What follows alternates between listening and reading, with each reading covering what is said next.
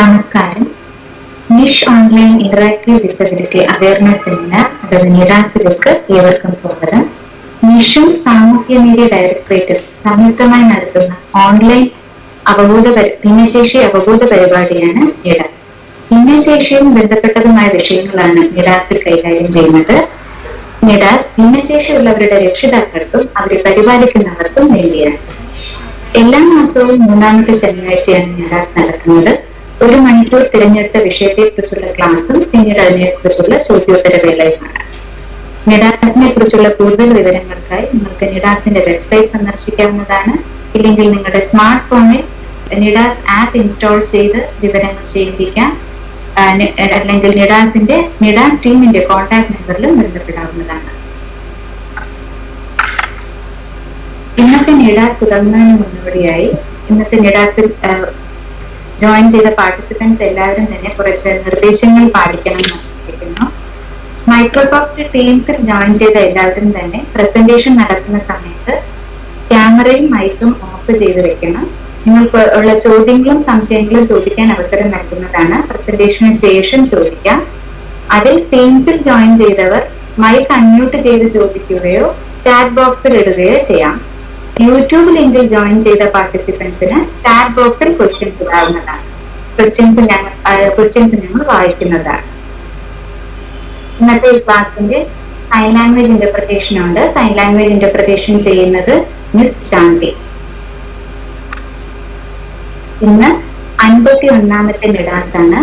ഇന്നത്തെ വിഷയം ശ്രവണ പരിമിതിയുള്ള കുട്ടികൾ ക്ലാസ് റൂം അന്തരീക്ഷത്തിൽ കേൾവി സംബന്ധമായി നേരിടുന്ന ബുദ്ധിമുട്ടുകളെ കുറിച്ചുള്ള അവബോധം.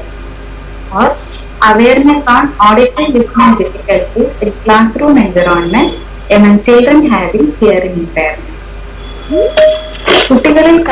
കുട്ടികളിലെ കേൾവി പ്രശ്നങ്ങൾ നേരത്തെ കണ്ടെത്തി കേൾവി സഹായം നൽകുകയും ഉചിതമായ തെറപ്പി നൽകുന്നത് വഴി അവരുടെ സംസാര ഭാഷ വളർത്തിയെടുക്കാൻ നമുക്ക് സാധിക്കും.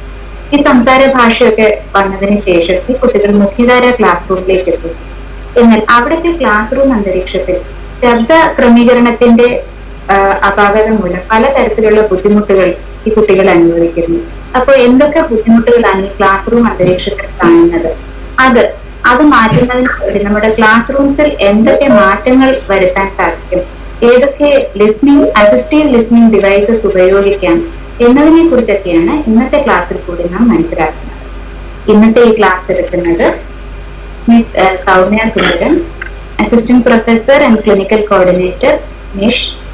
കഴിഞ്ഞ 18 വർഷമായി മാഡം ഈ മേഖലയിൽ പ്രവർത്തിക്കുന്നു. ഡയഗ്നോസ്റ്റിക് ഓഡിയോളജി, പീഡിയാട്രിക് ഓഡിയോളജി തുടങ്ങിയവയാണ് സ്പെഷ്യലൈസ്ഡ് ഏരിയ. ഇന്നത്തെ ഈ ക്ലാസ് എടുക്കുന്നതിനായി മിസ് സൗമ്യ ക്ഷണിക്കുന്നു.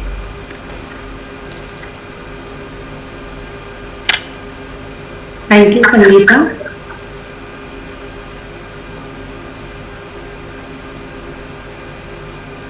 അപ്പോൾ ഇന്ന് നമ്മൾ ഇവിടെ സംസാരിക്കാൻ ഉദ്ദേശിക്കുന്നത് ക്ലാസ് റൂം അന്തരീക്ഷത്തിൽ ശ്രവണ പരിമിതിയുള്ള കുട്ടികൾക്ക് കേൾവി സംബന്ധമായി എന്തുകൊണ്ടാണ് ക്ലാസ് റൂമിൽ പലതരങ്ങൾ അന്തരീക്ഷത്തിൽ നിന്ന് ചെവിയുടെ പുറം ഭാഗത്തിൽ നിന്ന് മധ്യഭാഗത്തിലോട്ട് എത്തിച്ചേരുകയും മധ്യഭാഗത്തിൽ ഉള്ള ചെറിയ ഓസിക്കിൾസിന്റെ പ്രവർത്തനം കൊണ്ട് ഈ ശബ്ദതരങ്ങൾ ചെവിയുടെ ഉൾഭാഗത്തിൽ എത്തിച്ചേരുകയും ഉൾഭാഗത്തിലെ ഞരമ്പ് വഴി ഈ ശബ്ദതരങ്ങൾ ഈ തലച്ചോറിൽ എത്തിച്ചേരുകയും ചെയ്യും. തലച്ചോറിൽ എത്തിച്ചേർന്നാൽ മാത്രമേ നമുക്കൊരു ശബ്ദം കേട്ട് മനസ്സിലാക്കാൻ സാധിക്കുകയുള്ളൂ. കേൾവിക്കുറവ് എന്ന് പറഞ്ഞാൽ എന്താണെന്ന് ഇനി അടുത്ത് നമുക്ക് നോക്കാം. കേൾവിക്കുറവില് പ്രധാനമായി 2 രീതിയിൽ നമുക്ക് പറയാൻ പറ്റും. ചെവിയിലെ പുറമേ ഉള്ള ഭാഗത്തിൽ എന്തെങ്കിലും പ്രശ്നമുണ്ടെങ്കിൽ നമ്മൾ അതിന് പെരിഫറൽ ഹിയറിംഗ് ലോസ് എന്നാണ് പറയുന്നത്.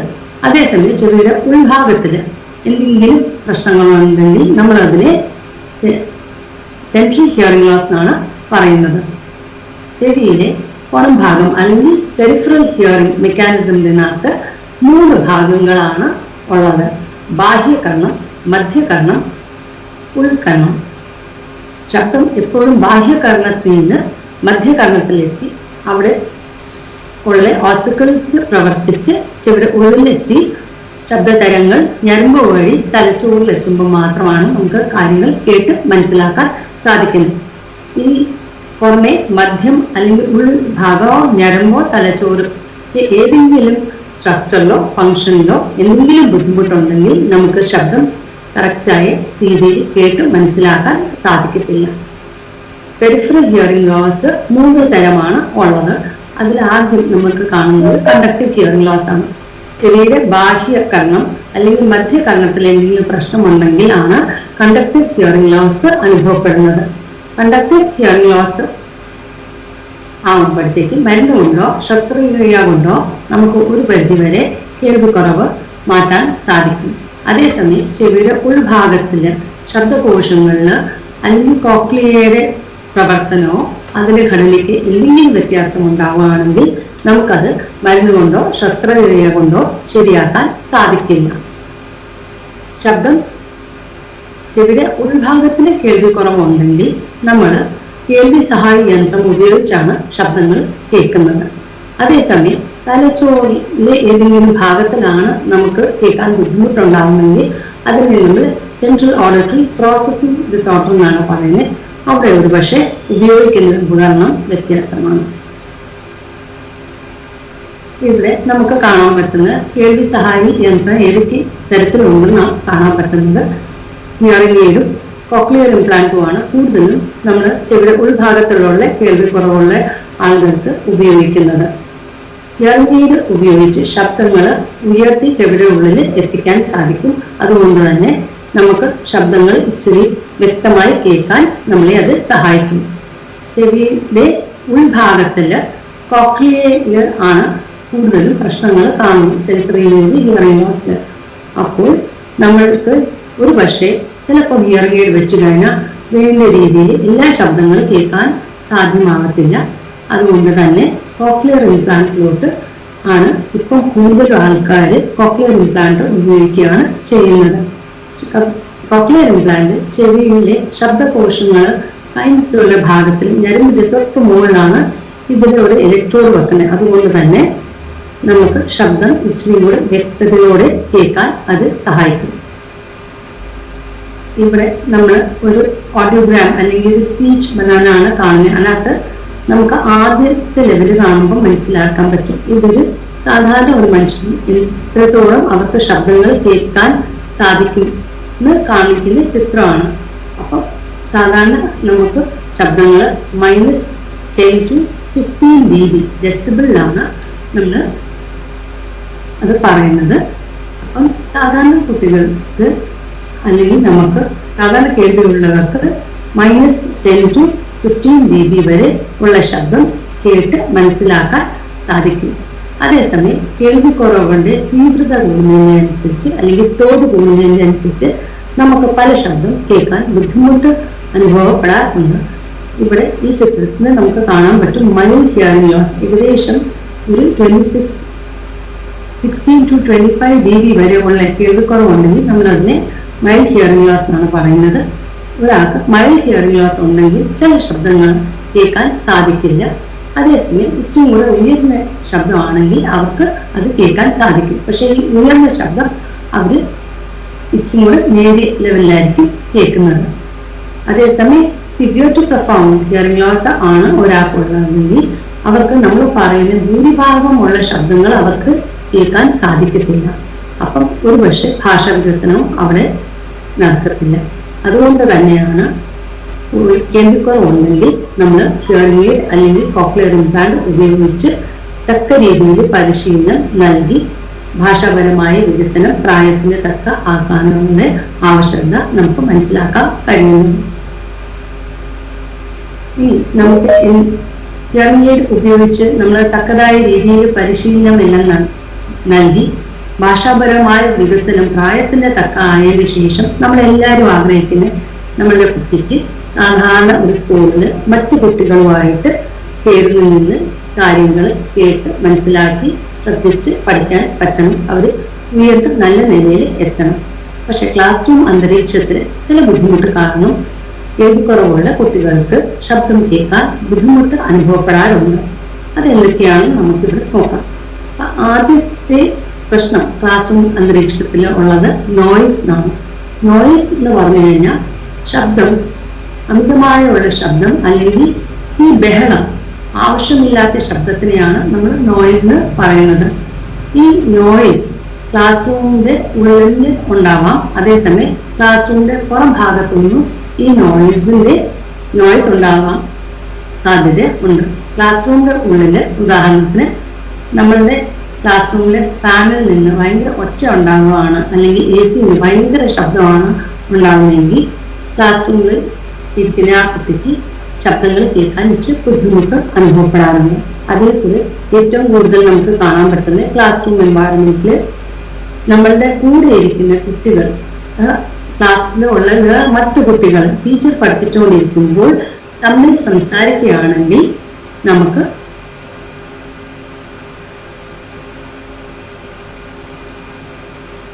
ക്ലാസ് റൂമിൽ ടീച്ചർ സംസാരിക്കുന്ന ഒരു നോയ്സ് ആണ്, അല്ലെങ്കിൽ ആവശ്യമില്ലാത്ത ഒരു ശബ്ദമാണ്. എന്താണെന്ന് വെച്ചാൽ ക്ലാസ്സിൽ നമുക്ക് ടീച്ചർ പറയുന്ന വാക്കുകളാണ് വ്യക്തമായിട്ട് കേൾക്കാൻ സാധിക്കേണ്ടത്. അതേസമയം ക്ലാസ്സിന് പുറത്ത് ഉണ്ടാവുന്ന ശബ്ദത്തിന് എന്തൊക്കെ കാരണങ്ങളാണെന്ന് നമുക്ക് അടുത്ത് നോക്കാം.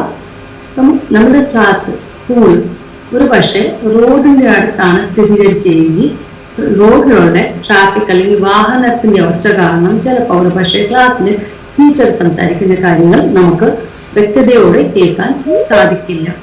ആ ഒരു സമയത്ത് ക്ലാസ്സിലുള്ള ടീച്ചർ ചിലപ്പോൾ ഒരു പക്ഷെ ഉച്ചത്തിൽ പറഞ്ഞാൽ മാത്രമേ കുട്ടികൾക്ക് കേൾക്കാൻ സാധിക്കുള്ളൂ. ചിലപ്പം ഉച്ചത്തിൽ പറഞ്ഞാൽ പോലും അത് വ്യക്തം ആവത്തില്ല. അപ്പം ഒരു പ്രധാന കാരണം റോഡിന്റെ അടുത്താണ് നമ്മുടെ സ്കൂളിൽ നമ്മൾക്ക് ട്രാഫിക് അല്ലെങ്കിൽ വാഹനം കാരണം ഉണ്ടാകുന്ന ശബ്ദം ക്ലാസ്സിൽ നല്ല വ്യക്തമായി കേൾക്കാൻ സാധിക്കും. അത് ടീച്ചർ പറയുന്നത് കേൾക്കാൻ തടസ്സപ്പെടുത്തുകയും ചെയ്യും. രണ്ടാമത്തെ കാരണം നമ്മളുടെ ക്ലാസ് നടന്നുകൊണ്ടിരിക്കുമ്പോൾ അപ്പുറത്തെ ക്ലാസ് അല്ലെങ്കിൽ മറ്റ് ക്ലാസ്സിൽ ടീച്ചർ ഇല്ലാതെ ഇരിക്കുമ്പോൾ കുട്ടികൾ തമ്മിൽ സംസാരിക്കുകയും ബഹളം വെക്കുകയും ചെയ്യുമ്പോൾ വേറെ ഒരു ക്ലാസ്സിൽ ടീച്ചർ പഠിപ്പിച്ചുകൊണ്ടിരിക്കുകയാണെങ്കിൽ നമുക്ക് ടീച്ചറിന്റെ വാക്കുകൾ വ്യക്തമായി കേൾക്കാൻ കഴിയാതെ വരാം. ക്ലാസ് റൂമിൽ കറണ്ട് പോകുമ്പോഴത്തേക്ക് ജനറേറ്റർ ഓൺ ചെയ്യുമ്പോൾ ഈ ജനറേറ്റർ ക്ലാസ് റൂമിന്റെ അടുത്താണ് സ്ഥിരീകരിച്ചെങ്കിൽ ഒരു പക്ഷെ ജനറേറ്ററിന്റെ ശബ്ദം കാരണം നമുക്ക് ടീച്ചർ പറയുന്ന കാര്യങ്ങൾ വ്യക്തമായിട്ട് കേൾക്കാൻ സാധിക്കത്തില്ല. ഒരു ക്ലാസ് നടക്കുമ്പോൾ പ്ലേ ഗ്രൗണ്ടിൽ വേറെ ആക്ടിവിറ്റി നടന്നുകൊണ്ടിരിക്കുകയാണെങ്കിൽ ആ ആക്ടിവിറ്റിയിൽ കുട്ടികൾ ബഹളം ഉണ്ടാക്കുകയും അമിതമായി ഉച്ചത്തിൽ സംസാരിക്കുകയും ഡ്രം, മ്യൂസിക് വെച്ചിട്ട് പ്രാക്ടീസ് ചെയ്യുകയോ ചെയ്തു കഴിഞ്ഞാൽ ക്ലാസ് റൂമിൽ നമുക്ക് കാര്യങ്ങൾ കേട്ട് മനസ്സിലാക്കാൻ ബുദ്ധിമുട്ട് അനുഭവപ്പെടാറുണ്ട്. പൊതുവെ ക്ലാസ് റൂമിന്റെ നോയ്സ് ലെവല് കൺട്രോൾ ചെയ്യാനായിട്ട് നമ്മുടെ റെഗുലേറ്ററി ബോഡീസ് ഒരു നിർദ്ദേശം തന്നിട്ടുണ്ട്. ആ നിർദ്ദേശപ്രകാരം ക്ലാസ് റൂമിലെ നോയ്സ് ഏകദേശം ഒരു 35 dBA നെക്കാട്ടി കൂടാൻ പാടില്ല. ക്ലാസ് റൂമിൽ ആൾക്കാരില്ലാത്ത സാഹചര്യത്തിൽ ശബ്ദത്തിന്റെ അളവ് 35 dBA കൂടുതൽ ആവാൻ പാടില്ല. അതേസമയം ക്ലാസ് റൂമിൽ കുട്ടികളെല്ലാം ഇരിക്കുമ്പോൾ ടീച്ചർ സംസാരിക്കുകയല്ല, ടീച്ചറും ക്ലാസ്സിലുണ്ട്. ആ ഒരു സമയത്ത് നമ്മൾ അതിനെ ഓക്യുപ്പൈഡ് ക്ലാസ് റൂം എന്നാണ് പറഞ്ഞത്. ആ ക്ലാസ് റൂമിലുള്ള സമയത്ത് നമ്മളുടെ നോയ്സ് ലെവൽ 55 dBA കൂടാൻ പാടില്ല. പക്ഷെ പൊതുവെ ഗവേഷണത്തിൽ നമുക്ക് കാണാൻ പറ്റുന്നത് ഈ ക്ലാസ് റൂമിലെ അന്തരീക്ഷത്തിൽ ഉള്ള നോയ്സ് വളരെ അധികമാണ്. അവിടെ ഒരു ക്ലാസ് റൂമിൽ അൺഓക്യുപ്പൈഡ് ക്ലാസ് റൂമിൽ നമ്മളുടെ നോയ്സിന്റെ അളവ് ഏകദേശം 45 dBA തൊട്ട് ഒരു 60 dBA വരെ പോകാറുണ്ട്. അതേസമയം ഓക്യുപ്പൈഡ് ക്ലാസ് റൂമിലുള്ള ശബ്ദം അല്ലെങ്കിൽ ബഹളം ഏകദേശം 55 dB തൊട്ട് 70 dB വരെയാണ് കാണുന്നത്. സ്വാഭാവികമായി ഈ ഒരു ശബ്ദം അല്ലെങ്കിൽ ബഹളം നമ്മൾ പറയുന്ന കാര്യം മനസ്സിലാക്കാനായിട്ട് ആ ഒരു സാഹചര്യത്തിൽ നമുക്ക് ബുദ്ധിമുട്ട് കൂടുതൽ അനുഭവപ്പെടാറുണ്ട്. അടുത്ത കാരണം റിവർബറേഷൻ ആണ്. റിവർബറേഷൻ എന്ന് പറഞ്ഞാൽ ശബ്ദം നിന്നതിന് ശേഷം അന്തരീക്ഷത്തിൽ അത് നിലനിൽക്കുമ്പോൾ അതിനെ നമ്മൾ റിവർബറേഷൻ എന്നാണ് പറയുന്നത്. പ്രതിഫലനം ഉണ്ടാകുമ്പോൾ സംസാരിക്കുന്ന വാക്കുകളുടെ വ്യക്തത കുറഞ്ഞ് വരും. നമുക്ക് ശബ്ദങ്ങൾ കറക്റ്റായിട്ട് കേട്ട് മനസ്സിലാക്കാൻ സാധിക്കില്ല. അതേസമയം പ്രതിഫലിച്ച ശബ്ദം ഇച്ചിരി കൂടെ നേരിട്ടുള്ള ശബ്ദത്തിനെയും കാട്ടി ഉയർന്നായിരിക്കും നമുക്ക് കേൾക്കാൻ പറ്റുന്നത്. ഈ ചിത്രത്തിൽ നമുക്ക് കാണാൻ സാധിക്കുന്നത് ഒരു ടീച്ചർ സംസാരിക്കുമ്പോഴത്തേക്ക് ഒരു ഡയറക്റ്റ് സൗണ്ട് ഉണ്ടാവാറുണ്ട്. അതേ സമയത്ത് ആ ഒരു ശബ്ദം പോയി ഈ ക്ലാസ് റൂമിന്റെ റൂഫിലോ ഭിത്തിയിലോ തറയിലോ തട്ടിയതിനു ശേഷം അത് റിഫ്ലക്ട് ചെയ്ത് ഒരു കുട്ടിക്ക് ആ ഒരു ശബ്ദം കൊണ്ട് കേൾക്കാൻ സാധിക്കും. അപ്പം കുട്ടി ഡയറക്റ്റ് സിഗ്നൽ മാത്രമല്ല ഈ റിഫ്ലക്റ്റഡ് സിഗ്നലും ഒരേ സമയത്ത് കേൾക്കും. ഡയറക്റ്റ് സിഗ്നലിൽ നമ്മൾ പറയുന്ന കാര്യങ്ങൾ ഒരു പൊടിക്ക് മുന്നേ ആയിരിക്കും പറയുന്നത്. റിഫ്ലക്റ്റഡ് സൗണ്ട് ഇച്ചിരി കൂടെ താമസിച്ച് മാത്രമേ നമുക്ക് കേൾക്കാൻ സാധിക്കത്തുള്ളൂ. അതുകൊണ്ട് തന്നെ ഡയറക്റ്റും ഈ റിഫ്ലക്റ്റഡ് സൗണ്ടും നമ്മൾ ഒരുമിച്ച് കേൾക്കുമ്പോഴത്തേക്ക് നമുക്ക് സ്പീച്ചിന് ക്ലാരിറ്റി ഇല്ലാതെ ആവും. നമുക്ക് കാര്യങ്ങൾ വ്യക്തമായി മനസ്സിലാക്കാൻ ബുദ്ധിമുട്ട് അനുഭവപ്പെടും. പൊതുവെ പറയുന്നത് ക്ലാസ് റൂമിൽ റിവർബറേഷൻ ടൈം കുറഞ്ഞിരിക്കണം എന്ന് പറഞ്ഞു കഴിഞ്ഞാൽ ആ ഒരു സൗണ്ട് പോയി റിഫ്ലക്ട് ചെയ്ത് തിരിച്ചു വരുമ്പോഴത്തേക്ക് അത് പെട്ടെന്ന് തന്നെ ഈ ക്ലാസ് റൂം അന്തരീക്ഷത്തിൽ അത് ഒബ്സർവ് ആയി പോകണം. അല്ലെങ്കിൽ നമുക്ക് പറയുന്ന കാര്യങ്ങളിൽ വ്യക്തത തോന്നത്തില്ല. റിവർബറേഷൻ ടൈം ക്ലാസ് റൂമിൽ നിർദ്ദേശം അനുസരിച്ച് 0.3 to 0.6 സെക്കൻഡ്സിന്റെ ഉള്ളിലാണ് ക്ലാസ് റൂമിൽ റിവർബറേഷൻ ടൈം ഉണ്ടാകാനുള്ള പറഞ്ഞിരിക്കുന്നത്. ഈ ഒരു ക്ലാസ് റൂമിൽ നമ്മൾ പക്ഷെ പൊതുവെ കാണുന്നത് ക്ലാസ് റൂം അന്തരീക്ഷത്തിലെ ഈ റിവർബറേഷൻ ടൈം 0.4 to ഏകദേശം 1.2 മിനിറ്റ്സ് വരെ നീണ്ടു നിൽക്കാറുണ്ട്. അതുകൊണ്ട് തന്നെ ക്ലാസ് റൂമിൽ ടീച്ചറുടെ വാക്കുകൾ വ്യക്തമായി നമുക്ക് കേൾക്കാൻ ബുദ്ധിമുട്ട് അനുഭവപ്പെടാറുണ്ട്. സ്പീച്ച് സിഗ്നൽ വളരെ വ്യക്തമായി കേൾക്കാൻ സാധിക്കത്തില്ല. അടുത്തത് സിഗ്നൽ ടു നോയ്സ് റേഷ്യോ അല്ലെങ്കിൽ സിഗ്നൽ ടു നോയ്സ് തമ്മിൽ എന്തുമാത്രം വ്യത്യാസമുണ്ട്, അതാണ് നമുക്ക് കാര്യങ്ങൾ കേട്ട് മനസ്സിലാക്കാനായിട്ട് സഹായിക്കുന്നത്. സിഗ്നൽ എന്ന് പറഞ്ഞു കഴിഞ്ഞാൽ ആവശ്യമുള്ള ശബ്ദത്തിനെയാണ് നമ്മൾ സിഗ്നൽ എന്ന് പറയുന്നത്. സിഗ്നലിന്റെ ലെവൽ എപ്പോഴും നോയ്സിനെയും കാട്ടി കൂടുതലായാൽ മാത്രമേ നമുക്ക് ശബ്ദങ്ങൾ കേട്ട് മനസ്സിലാക്കാൻ സാധിക്കുകയുള്ളൂ. അതേസമയം നോയ്സ് ആവശ്യമില്ലാത്ത ശബ്ദം അല്ലെങ്കിൽ ബഹളം, ഇതിന്റെ ലെവലാണ് സിഗ്നലിനെയും കാട്ടി കൂടുതൽ ആയിരിക്കുന്നെങ്കിൽ നമുക്ക് കാര്യങ്ങൾ പറയുന്നത് വ്യക്തമായി കേട്ട് മനസ്സിലാക്കാൻ സാധിക്കില്ല. ക്ലാസ് റൂമിൽ പൊതുവെ പോസിറ്റീവും നെഗറ്റീവും സിഗ്നൽ ടു നോയ്സ് റേഷ്യോ നമ്മൾ കാണാറുണ്ട്. Positive signal to noise ratio എന്ന് പറഞ്ഞു കഴിഞ്ഞാൽ നമ്മളുടെ സിഗ്നലിന്റെ സ്ട്രെങ്ത് എന്ന് പറഞ്ഞാൽ ക്ലാസ് റൂമിൽ ടീച്ചർ സംസാരിക്കുകയാണ് എങ്കിൽ നമ്മൾ ടീച്ചർ പറയുന്ന കാര്യമാണ് ശ്രദ്ധിക്കുന്നതെങ്കിൽ ടീച്ചറുടെ സംസാരമാണ് അവിടെ സിഗ്നൽ. നോയ്സ് ഒരുപക്ഷെ ക്ലാസ് റൂമിൽ ഫാനിൽ ഉണ്ടാകുന്ന ശബ്ദമാവാം, ചിലപ്പോൾ ഒരുപക്ഷെ മറ്റു കുട്ടികൾ ക്ലാസ് റൂമിൽ തമ്മിൽ സംസാരിക്കുന്ന ശബ്ദം നമുക്ക് നോയ്സ് ആയിട്ട് മനസ്സിലാക്കാൻ കഴിയും. എപ്പോഴും ടീച്ചറിന്റെ ശബ്ദം ഇച്ചിരി കൂടെ ഉയർന്നു നിന്നാൽ മാത്രമേ നമുക്ക് ക്ലാസ് റൂമിൽ ടീച്ചർ എന്താ പറയുന്നതെന്ന് വ്യക്തമായി കേൾക്കാൻ സാധിക്കത്തുള്ളൂ. അതിനെയാണ് നമ്മൾ positive signal to noise ratio എന്ന് പറയുന്നത്. സിഗ്നൽ എത്രത്തോളം ഉയർന്ന നോയ്സിനെ കാട്ടി നിൽക്കുന്നു അത്രയും വ്യക്തമായിട്ട് നമുക്ക് ടീച്ചർ പറയുന്ന കാര്യങ്ങൾ ക്ലാസ് റൂം അന്തരീക്ഷത്തിൽ കേൾക്കാൻ സാധിക്കും. അതേസമയം ഒരു നെഗറ്റീവ് SNR റേഷ്യോ ആണ് ക്ലാസ് റൂമിലുള്ളതെങ്കിൽ ടീച്ചർ സംസാരിക്കുന്ന ശബ്ദത്തിന്റെ ലെവൽ കുറവായിരിക്കും. അതേസമയം നോയ്സിന്റെ അളവായിരിക്കും കൂടുതലായി നിൽക്കുന്നത്. ആ ഒരു അന്തരീക്ഷത്തില് നമുക്ക് ടീച്ചർ പറയുന്ന വാക്കുകൾ വ്യക്തമായി കേൾക്കാൻ സാധിക്കത്തില്ല. ഒരുപക്ഷെ നല്ലോണം ശ്രദ്ധിച്ചാൽ മാത്രമേ നമുക്ക് ഇത്രയെങ്കിലും പറയുന്ന കാര്യങ്ങൾ മനസ്സിലാക്കാൻ സാധിക്കത്തുള്ളൂ. അതുകൊണ്ട് തന്നെ ക്ലാസ് റൂമിൽ എപ്പോഴും ഒരു ഉയർന്ന സിഗ്നൽ ടു നോയ്സ് റേഷ്യോ ഉണ്ടെങ്കിൽ മാത്രമേ മികച്ചമായി നമുക്ക് ശബ്ദം കേട്ട് മനസ്സിലാക്കാൻ കഴിയുള്ളൂ.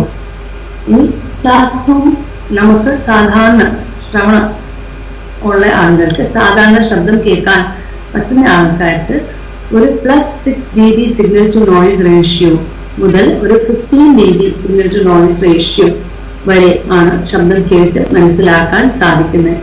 +6 dB signal to noise ratio എന്ന് പറഞ്ഞാൽ നമ്മളുടെ സിഗ്നൽ 6 dB നോയ്സിനെയും കാട്ടി കൂടുതലായിരിക്കും.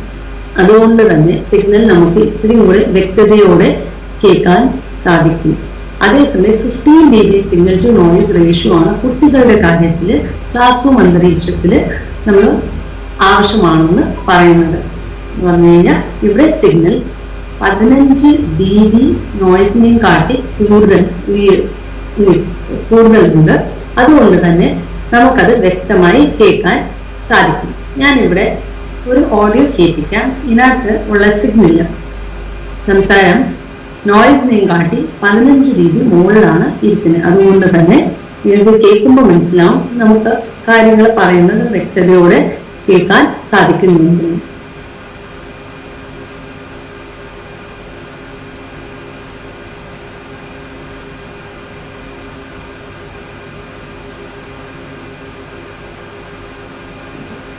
ഇനി ക്ലാസ് റൂം അന്തരീക്ഷത്തിൽ ഒരു കേൾവി കുറവുള്ള കുട്ടിയുണ്ടെങ്കിൽ അവർ കേൾവി സഹായ ഉപകരണങ്ങൾ ഉപയോഗിക്കുന്നുണ്ടെങ്കിൽ അവർക്ക് ഏകദേശം 15 to 20 dB signal to noise ratio എന്ന് പറഞ്ഞു കഴിഞ്ഞാൽ 15 dBയുടെ മുകളിൽ സിഗ്നൽ ടു നോയിസ് റേഷ്യോ ഉണ്ടെങ്കിൽ മാത്രമേ ക്ലാസ്സിൽ കാര്യങ്ങൾ കേട്ട് മനസ്സിലാക്കാൻ സാധിക്കുള്ളൂ.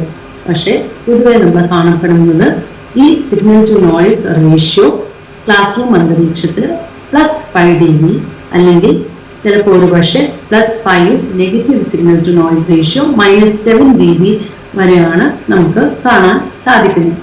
നമുക്കൊന്ന് -7 dBയിലുള്ള ശബ്ദം ഒന്ന് കേട്ട് നോക്കാം.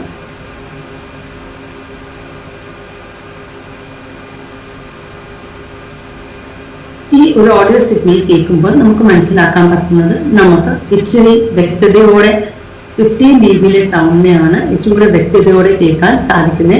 അത് ഏകദേശം ഒരു 20 dB വരെ ഇച്ചിരി കൂടെ നന്നായി കേൾക്കാൻ നമുക്ക് സാധിക്കും. അതേസമയം പൂവർ അല്ലെങ്കിൽ negative signal to noise ratio അല്ലെങ്കിൽ സിഗ്നൽ ടു നോയിസ് റേഷ്യോ കുറവാണെങ്കിൽ പോലും നമുക്ക് കാര്യങ്ങൾ നല്ലോണം കേൾക്കാൻ സാധിക്കില്ല.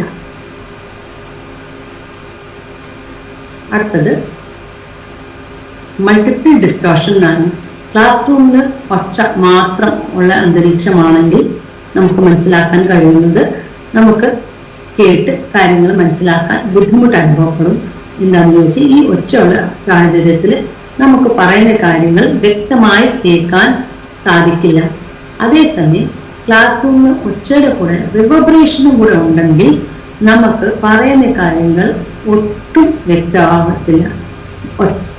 നോയിസും റിവർബറേഷനും ഒരുമിച്ചൊരു ക്ലാസ് റൂമിലുണ്ടെങ്കിൽ ഏകദേശം ഒരു 20% തൊട്ട് 40% വരെ നമുക്ക് കാര്യങ്ങൾ കേൾക്കാൻ ബുദ്ധിമുട്ട് അനുഭവപ്പെടുന്നത് കൂടുതലായിരിക്കും.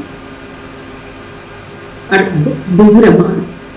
ക്ലാസ് റൂമിൽ ടീച്ചർ സംസാരിക്കുമ്പോഴത്തേക്ക് ടീച്ചറും കുട്ടികളും തമ്മിലുള്ള അകലം കൂടുന്നതിന്റെ അനുസരിച്ച് നമുക്ക് ശബ്ദങ്ങൾ കേൾക്കാൻ ബുദ്ധിമുട്ട് കൂടുതലാണ് ചെയ്യുന്നത്.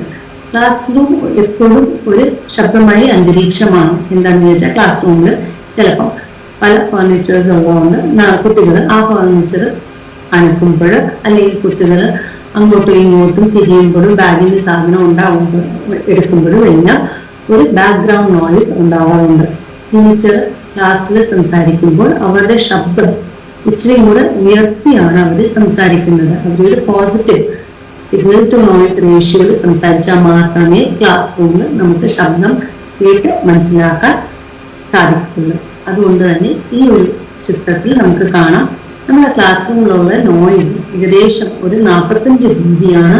അതേസമയം ടീച്ചർ അല്ലെങ്കിൽ അധ്യാപക സംസാരിക്കുമ്പോഴത്തേക്ക് അവരുടെ ശബ്ദത്തിന്റെ അളവ് ഏകദേശം 60 dB ആണ്. ഏകദേശം 15 dB signal to noise ratio ഇവിടെ ഉണ്ട്. ദൂരം കൂടുന്നതിനനുസരിച്ച് 3 അടി ദൂരത്തിൽ നമുക്ക് ഏകദേശം 15 dB signal to noise ratio കേൾക്കാൻ സാധിക്കും. അതേസമയം ദൂരം ഇരട്ടിയാവുമ്പോഴത്തേക്ക് നമുക്ക് കാണാൻ സാധിക്കുന്നത് 6 അടി ദൂരത്തിൽ ഏകദേശം 6+9 dB സിഗ്നൽ ടു നോയിസ് റേഷ്യോയെ കേൾക്കാൻ സാധിക്കത്തുള്ളൂ.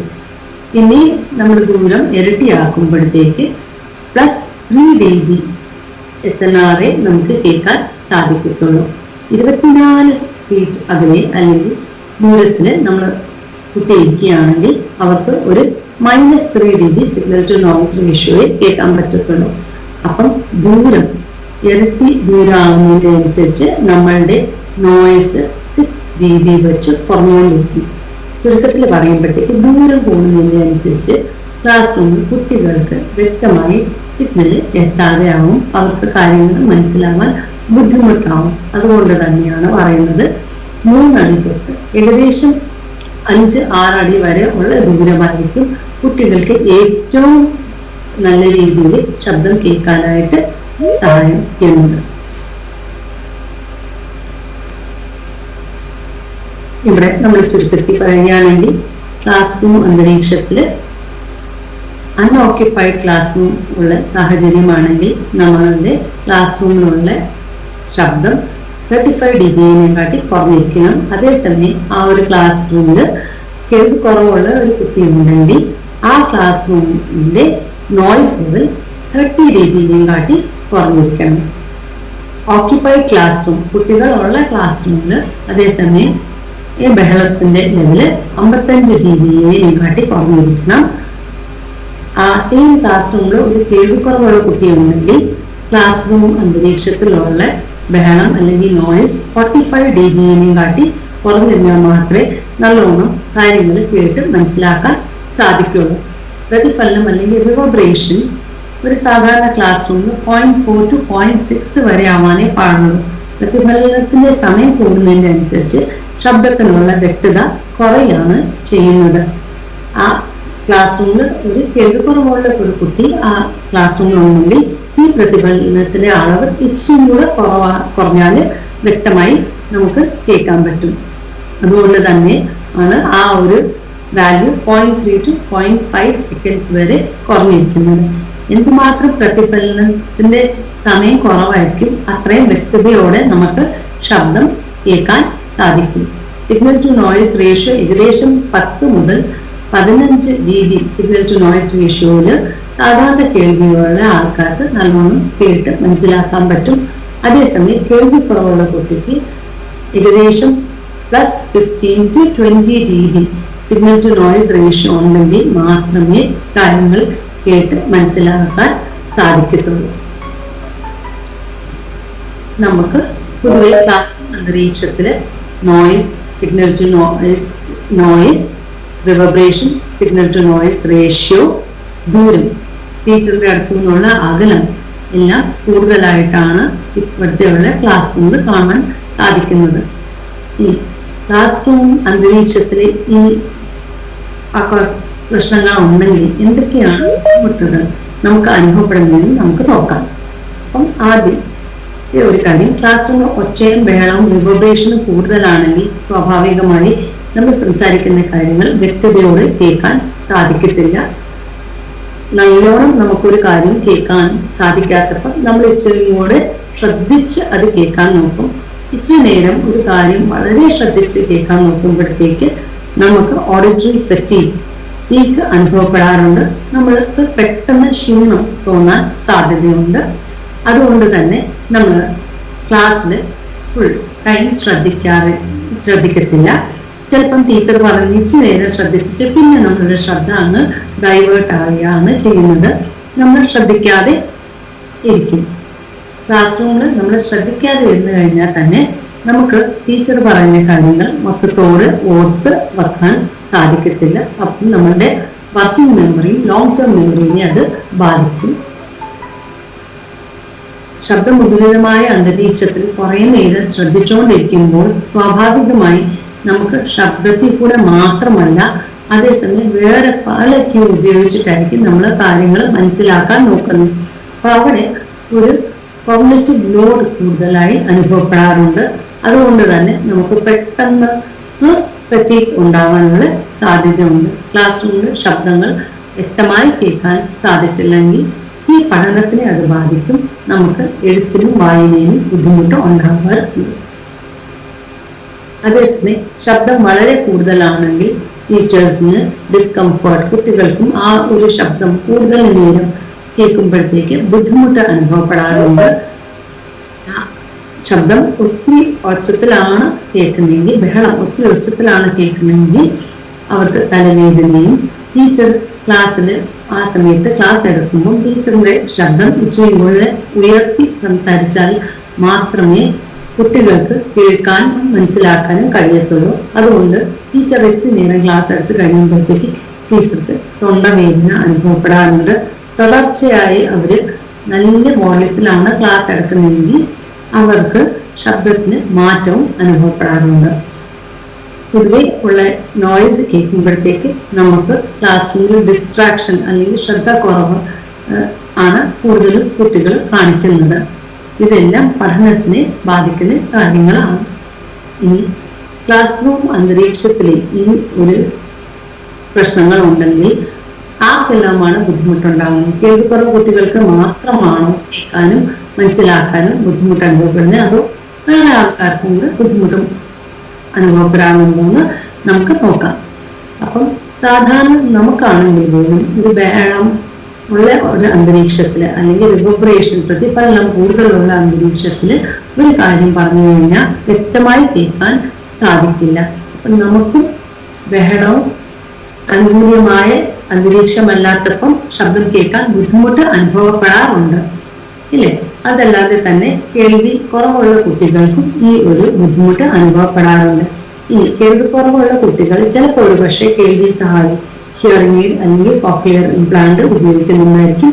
ചിലപ്പോൾ ഒരു പക്ഷേ അവരുടെ കേൾവി കുറവിന്റെ തോത് കുറവാണെങ്കിൽ അവർ കേൾവി സഹായി ഉപകരണം ഉപയോഗിക്കുന്നില്ലായിരിക്കും. ചിലപ്പോൾ ഒരു പക്ഷേ കേൾവിക്കുറവ് അവർക്ക് ഒരു ചെവിയിലേ കാണത്തുള്ളൂ. അങ്ങനെയാണെങ്കിലും ചില കുട്ടികൾ കേൾവി സഹായി ഉപയോഗിക്കാറില്ല.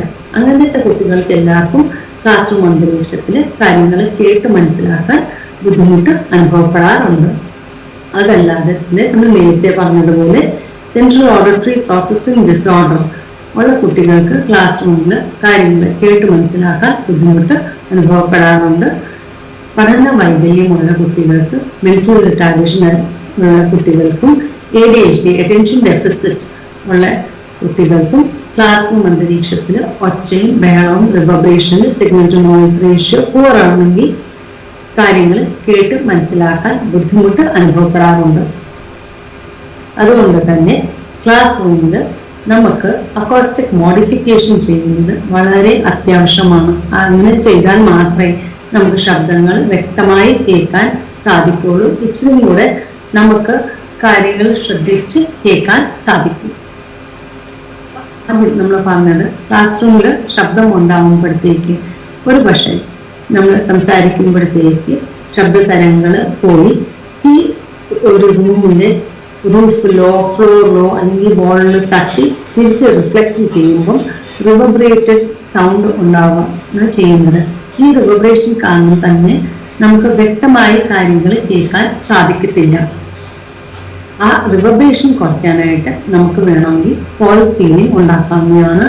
ഫോൾ സീലിംഗും അക്കോസ്റ്റിക് ടൈൽസും അക്കോസ്റ്റിക് പാനൽ ഉപയോഗിച്ചാൽ നമുക്ക് ശബ്ദം അബ്സോർബ് ചെയ്യാൻ സാധിക്കും.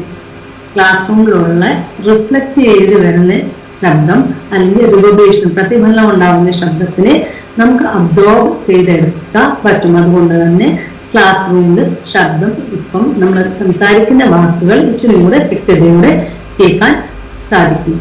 ഭിത്തിയിൽ അതേസമയം നമുക്ക് കോക്ക് ബോർഡ് ഉപയോഗിക്കാവുന്നതാണ്. ആ കോക്ക് ബോർഡ് ഉപയോഗിക്കുമ്പോഴത്തേക്ക് കോക്ക് ബോർഡിന്റെ മെറ്റീരിയൽ കാരണം അമിതമായ ശബ്ദം ഒരു ഭിത്തിയിൽ തട്ടിക്കഴിയുമ്പോഴത്തേക്ക് അത് റിഫ്ലക്റ്റ് ചെയ്യുന്നതിന് പകരം അത് അബ്സോർബ് ചെയ്യും. അതുകൊണ്ട് തന്നെ ശബ്ദം ഇച്ചിരി കൂടെ ക്ലാസ് റൂമിൽ നമ്മൾ സംസാരിക്കുന്ന കാര്യങ്ങൾ വ്യക്തമായി കേൾക്കാൻ സാധിക്കും. അതിൻ്റെ ഒപ്പം തന്നെ ക്ലാസ് റൂമിൽ നമുക്ക് ബുക്ക് ഷെൽഫ് ഉപയോഗിച്ചാൽ ശബ്ദങ്ങൾ കൂടുതൽ അബ്സോർബ് ചെയ്യാനായിട്ട് അത് ബുക്ക് ഷെൽഫ് നമ്മളെ സഹായിക്കും. ബുക്ക് ഷെൽഫ്, ഫർണിച്ചേഴ്സ്, ഈ ഫർണിച്ചർ തടി കൊണ്ടാണ് ഉണ്ടാക്കിയിരിക്കുന്നതെങ്കിൽ അത് ശബ്ദത്തിനെ നല്ലോണം അബ്സോർബ് ചെയ്യും. അതേസമയം ഈ കസേരകളിൽ കുഷൻ ഇട്ടിട്ടുണ്ടെങ്കിൽ അത് അമിതമായ ശബ്ദത്തിനെ നല്ല എളുപ്പത്തിൽ അബ്സോർബ് ചെയ്ത് എടുക്കുകയാണ് ചെയ്യുന്നത്. നമ്മളുടെ തറയിൽ നമുക്ക് തിക്ക് കാർപ്പറ്റ് പരിധാനം ഇട്ട് കഴിഞ്ഞാൽ നമുക്ക് നല്ല വ്യക്തമായിട്ട് കേൾക്കാനും സാധിക്കും. ഈ ഒരു കാർപ്പറ്റ് നമ്മൾ ക്ലാസ് റൂമിൽ ഇടുമ്പോൾ നമ്മൾ പ്രത്യേകം ശ്രദ്ധിക്കേണ്ടതാണ്. ഈ കാർപ്പറ്റ് ഇടയ്ക്കിടയ്ക്ക് നല്ല രീതിയിൽ വൃത്തിയാക്കിയെങ്കിൽ അതിൽ ഫംഗസ് ഉണ്ടാവാനുള്ള സാധ്യത വളരെ കൂടുതലാണ്. ഇനി വാതിലുകളിൽ ജനലുകളിൽ നമുക്ക് എന്താണ് ചെയ്യാൻ പറ്റുന്നതെന്ന് നോക്കാം.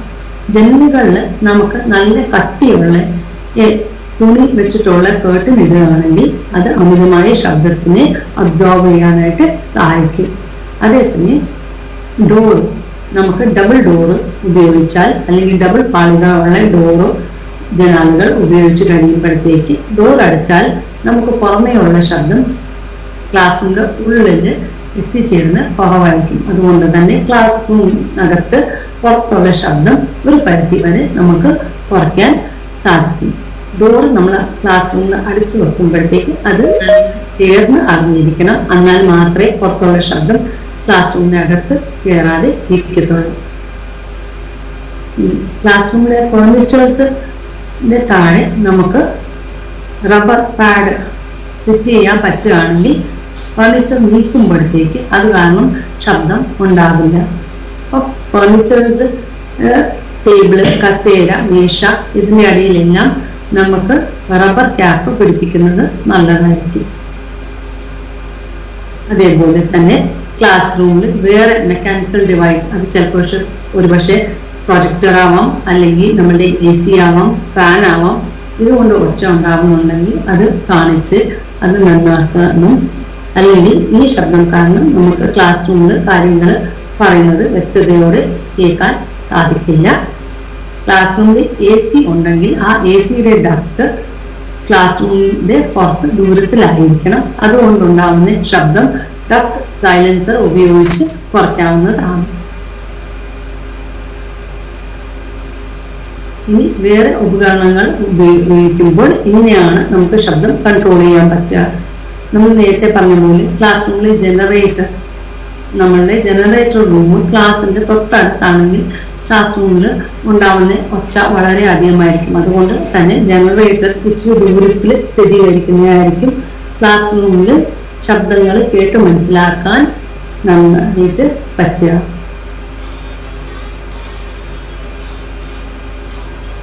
പുറമെ ഉള്ള ശബ്ദം, ക്ലാസ് റൂം നമ്മുടെ സ്കൂൾ ക്യാമ്പസ് റോഡിന്റെ അടുത്താണ് സ്ഥിരീകരിച്ചിരിക്കുകയെങ്കിൽ വാഹനം കാരണം ഉണ്ടാകുന്ന ശബ്ദങ്ങൾ നമുക്ക് ക്ലാസ്സിലും കേൾക്കാൻ സാധിക്കും. ആ ശബ്ദം കുറയ്ക്കണമെങ്കിൽ നമുക്ക് എന്ത് ചെയ്യാൻ പറ്റുമെന്ന് നോക്കാം. ഒന്ന്, നമുക്ക് ചെടി നട്ട് വളർത്തിയാൽ ഈ ചെടി ഒരു പരിധി വരെ പുറമെയുള്ള ശബ്ദത്തിനെ അബ്സോർബ് ചെയ്ത് എടുക്കും. അതുപോലെ തന്നെ നമ്മുടെ സ്കൂളിലെ കമ്പൗണ്ട് വാൾ നല്ല ഉയരത്തിൽ കെട്ടിക്കഴിഞ്ഞാൽ പുറത്ത് വാഹനം കാരണം ഉണ്ടാകുന്ന ശബ്ദം നമ്മളുടെ ഈ കമ്പൗണ്ട് വാളിൽ പോയി തട്ടി തിരിച്ച് റോഡിലോട്ട് തന്നെ പോകും. കമ്പൗണ്ടിനകത്ത് വരുന്ന ശബ്ദം കുറവായിരിക്കും. പ്ലസ് ആ ഒരു അന്തരീക്ഷത്തിൽ ചെടി നമ്മൾ നല്ലോണം നട്ട് വളർത്തിയിട്ടുണ്ടെങ്കിൽ ആ ചെടിയുടെ ഇലകളും ശാഖകളും ഈ സൗണ്ടിനെ അബ്സോർബ് ചെയ്യാനായിട്ട് നമ്മളെ സഹായിക്കും. അതിൻ്റെ കൂടെ തന്നെ നമ്മൾ ക്യാമ്പസിൽ ലാൻഡ്സ്കേപ്പിംഗ് ചെയ്യുകയാണ്, ചെറിയ രീതിയിൽ ഗ്രാസും ചെടികളും നട്ടുപിടിപ്പിക്കുകയാണെങ്കിൽ അത് കുട്ടികൾ ഓടുന്ന ശബ്ദവും വേറെ പല രീതിയിലെ ശബ്ദങ്ങളും ഉണ്ടാകുന്ന അബ്സോർബ് ചെയ്യുകയും ചെയ്യും. അപ്പം അക്കോസ്റ്റിക്ലി നമ്മൾ ഇതെല്ലാം പറഞ്ഞത് റൂം അക്കോസ്റ്റിക്സിന്റെ കാര്യമാണ്. ഈ റൂം അക്കോസ്റ്റിക്സിൽ നമുക്ക് മോഡിഫിക്കേഷൻ ചെയ്തു കഴിഞ്ഞാൽ ഒന്ന്, ശബ്ദത്തിന് വ്യക്തത വർദ്ധിപ്പിക്കും. 2, പ്രതിഫലനം ഉണ്ടാകുന്നത് കുറയും. 3, നമ്മളുടെ ക്ലാസ് റൂമിലുള്ള ഒച്ച കുറയും ചെയ്യും. അതുകൊണ്ട് തന്നെ നമുക്ക് വ്യക്തതയോടെ കാര്യങ്ങൾ കേട്ട് മനസ്സിലാക്കാൻ സാധിക്കും.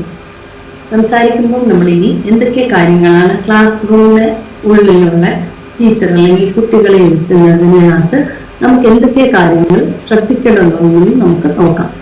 ക്ലാസ് റൂമിലെ ടീച്ചറും കുട്ടികളും തമ്മിൽ ഏറ്റവും കൂടുതൽ 5 അടി അകലമാണെങ്കിൽ നമുക്ക് ടീച്ചർ പറയുന്ന വാക്കുകൾ വ്യക്തമായി കേൾക്കാൻ സാധിക്കും. 5 അടിയെ കാട്ടി കൂടുതൽ അകലമാണ് ടീച്ചറും കുട്ടികളും തമ്മിലുണ്ടെങ്കിൽ നമുക്ക് ടീച്ചർ പറയുന്ന വാക്കുകൾ വ്യക്തമായി കേൾക്കാൻ സാധിക്കത്തില്ല, അല്ലെങ്കിൽ നമുക്ക് ഇച്ചിരി കൂടെ കേൾക്കാൻ ബുദ്ധിമുട്ട് അനുഭവപ്പെടാറുണ്ട്.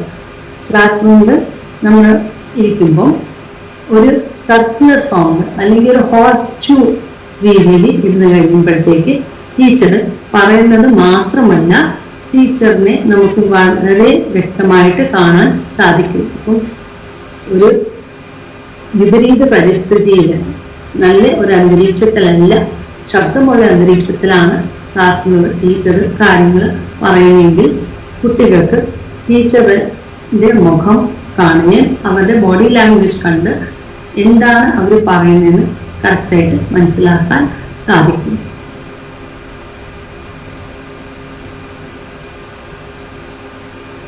ടീച്ചർ അതേസമയം ചില കാര്യങ്ങൾ ടീച്ചറിനും ചെയ്യാൻ പറ്റുന്നതാണ്. അതാണ് ടീച്ചർ നല്ല ക്ലാസ് റൂമിൽ ക്ലാസ് എടുക്കുമ്പോൾ ഒന്ന് ഇച്ചിരി ശബ്ദം ഉയർത്തി സംസാരിക്കുക, അല്ലെങ്കിൽ അവർ എന്തെങ്കിലും മൈക്രോഫോൺ ഉപയോഗിച്ച് സംസാരിക്കുക. അപ്പം നമ്മൾ പറയുന്ന കാര്യം നല്ല വ്യക്തതയോടെ കേൾക്കാൻ സാധിക്കും.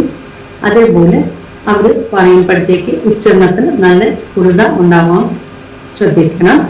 അവരുടെ വായും ചുണ്ടും മറന്നു പോവാതെ ശ്രദ്ധിക്കണം. അവർ സംസാരിക്കുമ്പോഴത്തേക്ക് വളരെ വേഗത്തിൽ സംസാരിക്കാതെ അവർ ശ്രദ്ധിക്കേണ്ട ആവശ്യമുണ്ട്.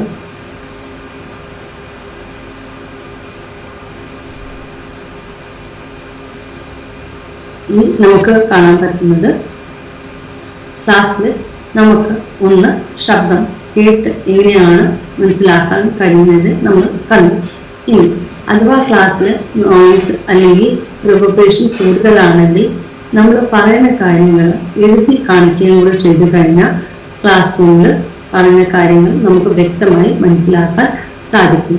അതുകൊണ്ട് തന്നെ ടീച്ചർ ക്ലാസ് എടുക്കുമ്പോഴത്തേക്ക് ബോർഡിൽ അവർ പറഞ്ഞതിന് ശേഷം കാര്യങ്ങൾ എഴുതുകയാണെങ്കിൽ കുട്ടികൾക്ക് ബോർഡിൽ എഴുതുന്ന കാര്യങ്ങൾ വായിച്ച് വ്യക്തമായിട്ട് മനസ്സിലാക്കാൻ സാധിക്കും.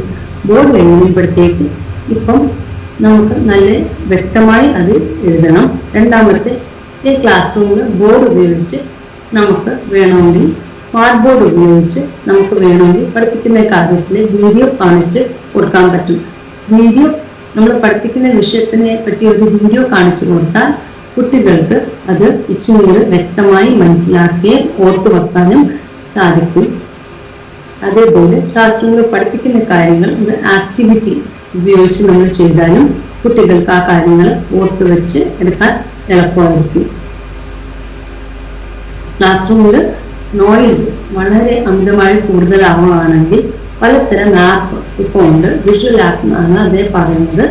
ആ ആപ്പ് ക്ലാസ് റൂമിൽ ഇൻസ്റ്റാൾ ചെയ്ത് കഴിഞ്ഞാൽ ക്ലാസ് റൂമിൽ അത് വെച്ച് കഴിഞ്ഞാൽ നമുക്ക് ക്ലാസ് റൂം അകത്തുള്ള എന്തുമാത്രം ശബ്ദമുണ്ടെന്ന് ആ ആപ്പ് വഴി കണ്ട് മനസ്സിലാക്കാൻ സാധിക്കും.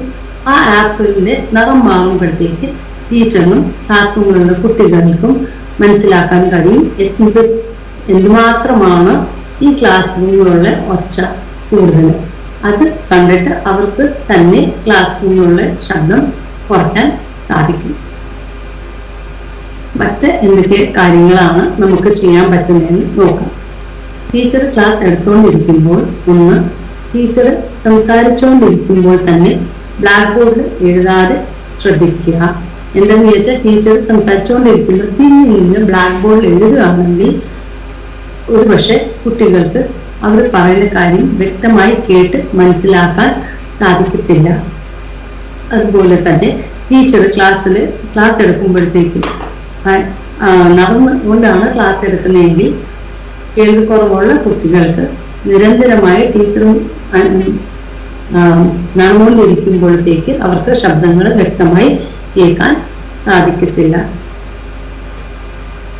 വേറെ കാര്യങ്ങൾ നമുക്ക് ക്ലാസ്സിൽ ചെയ്യാൻ പറ്റുന്നത് ഒന്ന് ടീച്ചർ ക്ലാസ്സിൽ പഠിപ്പിച്ചതിന് ശേഷം ഏറ്റവും ഇമ്പോർട്ടൻ്റ് ആയ കാര്യങ്ങൾ ബോർഡിൽ എഴുതുകയും ചെയ്തു കഴിഞ്ഞാൽ കുട്ടികൾക്ക് ആ ഒരു വേർഡ് പുതിയ ഒരു വേർഡ് വീണ്ടും കണ്ട് മനസ്സിലാക്കാൻ സാധിക്കുകയും അവർ അത് ഇച്ചുകൂടെ ഓർത്തു വെക്കാൻ സാധ്യത കൂടുതലാണ്.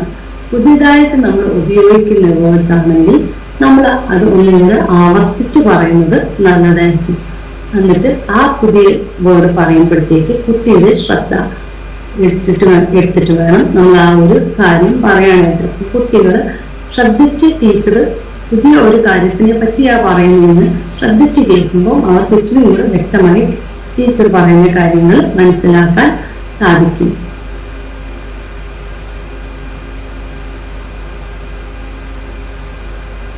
അടുത്തത് നമുക്ക് ചെയ്യാൻ പറ്റുന്നത് ഒന്ന്, ഇപ്പം ടീച്ചർ പറയുന്ന സമയത്ത് തന്നെ നോട്ട് എഴുതുകയാണ്.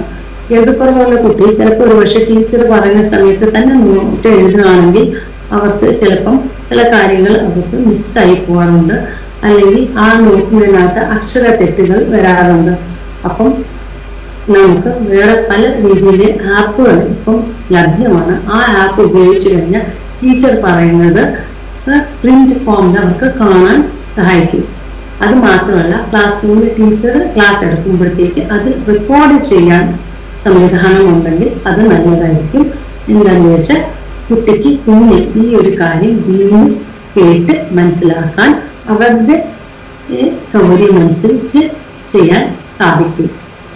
ഇനി ആ ക്ലാസ് റൂമിൽ തന്നെ വേറെ ഏതെങ്കിലും ഒരു കുട്ടി ഇവരുടെ നോട്ട് എഴുതിയെടുക്കുകയാണെങ്കിൽ, ഇവർക്കും കൂടെ ഉള്ള നോട്ട് എഴുതിയെടുക്കുകയാണെങ്കിൽ, അല്ലെങ്കിൽ ഒരു കാർബൺ കോപ്പി വെച്ച് അവർ നോട്ട് ഉണ്ടാക്കുമ്പോഴത്തേക്ക് ഒരു കാർബൺ കോപ്പി വെച്ചിട്ട് നോട്ട് എഴുതുകയാണെങ്കിൽ ഈ കുട്ടിക്ക് ആ നോട്ട് വായിക്കുമ്പോഴത്തേക്ക് അവരുടെ എഴുത്തിൽ എന്തൊക്കെ തെറ്റുകളാണ് വന്നതെന്ന് വ്യക്തമായി മനസ്സിലാക്കാൻ കഴിയും.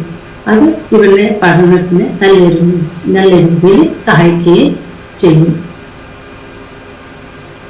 പിന്നെ അടുത്തത് നമുക്ക് ചെയ്യാൻ പറ്റുന്നതെന്ന് പറഞ്ഞു കഴിഞ്ഞാൽ, ഈ കേൾവിക്കുറവുള്ള ഒരു കുട്ടിയെ സഹായിക്കാനായിട്ട് ക്ലാസ്സിൽ ബഡി സിസ്റ്റം സ്റ്റാർട്ട് ചെയ്യുക. ബഡി സിസ്റ്റം എന്ന് പറഞ്ഞു കഴിഞ്ഞാൽ ക്ലാസ് റൂമിൽ വേറെ മറ്റു കുട്ടികൾ ഈ കുട്ടീനെ സഹായിക്കുന്നു. ഏതൊക്കെ സാഹചര്യത്തിൽ ഈ കുട്ടിക്ക് ക്ലാസ് റൂമിൽ കാര്യങ്ങൾ കേട്ട് മനസ്സിലാക്കാൻ പറ്റുന്നില്ലോ അവർ ആ ഒരു കാര്യങ്ങളെല്ലാം പതുക്കെ സാവകാശം ഈ കുട്ടിയുടെ അടുത്ത് പറഞ്ഞ് മനസ്സിലാക്കി കൊടുക്കുക ചെയ്യുമ്പോഴത്തേക്ക് ഈ കേൾവിക്കുറവുള്ള കുട്ടിയെ നല്ല വ്യക്തമായിട്ട് കാര്യങ്ങൾ മനസ്സിലാക്കാനും പഠനത്തിന് അത് സഹായിക്കുകയും ചെയ്യും. അപ്പം നമ്മൾ ഇതുവരെ പറഞ്ഞുകൊണ്ടിരുന്നത് എങ്ങനെയാണ് നമുക്ക് ശബ്ദം വ്യക്തമായി കേൾക്കാനായിട്ട് അന്തരീക്ഷത്തിലെ ക്ലാസ് റൂം അന്തരീക്ഷത്തിലെ എന്തൊക്കെ വ്യത്യാസങ്ങൾ നമുക്ക് വരുത്താൻ പറ്റും, ടീച്ചർ എന്തൊക്കെ കാര്യങ്ങൾ ടീച്ചറിന്റെ ഭാഗത്തു നിന്ന് എന്തൊക്കെ കാര്യങ്ങളാണ് അവർ ശ്രദ്ധിക്കേണ്ടത്. ഇനി നമുക്ക് നോക്കാം, ഹിയറിംഗ് എയ്ഡ് അല്ലെങ്കിൽ കേൾവി സഹായി ഉപയോഗിച്ചതിന് ശേഷവും നമുക്ക് വ്യക്തമായി കാര്യങ്ങൾ കേട്ട് മനസ്സിലാക്കാൻ പറ്റുന്നില്ലെങ്കിൽ അസിസ്റ്റീവ് ലിസണിംഗ് ഡിവൈസ് ഉപയോഗിച്ചാൽ നമുക്ക് ഇച്ചിരി കൂടെ better signal to noise ratio കിട്ടും. അപ്പം നമുക്ക് കാര്യങ്ങൾ ഇച്ചിരി കൂടെ വ്യക്തതയോടെ കേൾക്കാൻ അത് നമ്മളെ സഹായിക്കും. അസിസ്റ്റീവ് ലിസണിംഗ് ഡിവൈസ് രണ്ട് തരമാണ് ഉള്ളത്, പേഴ്സണൽ അസിസ്റ്റീവ് ലിസണിംഗ് ഡിവൈസും ഗ്രൂപ്പ് അസിസ്റ്റീവ് ലിസണിംഗ് ഡിവൈസും. പേഴ്സണൽ അസിസ്റ്റീവ് ലിസണിംഗ് ഡിവൈസ് ആയാലും ഗ്രൂപ്പ് അസിസ്റ്റീവ് ലിസണിംഗ് ഡിവൈസ് ആയാലും നമുക്ക് സൗണ്ട് ഫീൽഡ് ആംപ്ലിഫിക്കേഷൻ അല്ലെങ്കിൽ ഫ്രീക്വൻസി മോഡുലേറ്റഡ് സിസ്റ്റം വഴി ഈ അസിസ്റ്റീവ് ലിസണിംഗ് ഡിവൈസ് കൊടുക്കാൻ പറ്റും. അസിസ്റ്റീവ് ലിസണിംഗ് ഡിവൈസ് കേൾവിക്കുറവുള്ള കുട്ടികൾക്ക് മാത്രമല്ല സാധാരണ കുട്ടികൾക്കും ക്ലാസ് റൂം അന്തരീക്ഷത്തിലെ ശബ്ദം നന്നായി കേൾക്കാനായിട്ട് സഹായിക്കും. വേറെ group amplification device FM system, induction loop, infrared system ആണ്. ഇനി നമുക്ക് ആദ്യം നോക്കാം, ഒരു സൗണ്ട് ഫീൽഡ് ആംപ്ലിഫിക്കേഷൻ എന്ന് പറഞ്ഞാൽ എന്താണ്.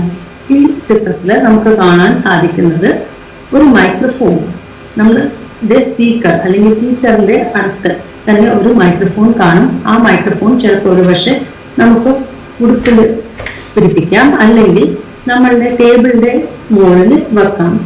ഓക്കെ, ഈ മൈക്രോഫോൺ നമ്മൾ പറയുന്ന കാര്യം പിക്ക് ചെയ്യുന്നത് വയർലെസ് വഴി സ്പീക്കേഴ്സിൽ കൂടെ ശബ്ദങ്ങൾ നമുക്ക് ക്ലാസ്സിൽ എല്ലാവർക്കും കേൾക്കാൻ സാധിക്കുന്നു. അപ്പോൾ ഒരു വലിയ ക്ലാസ് റൂമാണ്, കുട്ടികൾ നല്ല ദൂരത്തിലിരിക്കുകയാണെങ്കിൽ പോലും നമുക്ക് വ്യക്തമായിട്ട് ക്ലാസ്സിലെ ഏത് ഭാഗത്തിലിരുന്നാലും ശബ്ദം വ്യക്തമായി കേൾക്കാൻ സാധിക്കുകയും ചെയ്യും.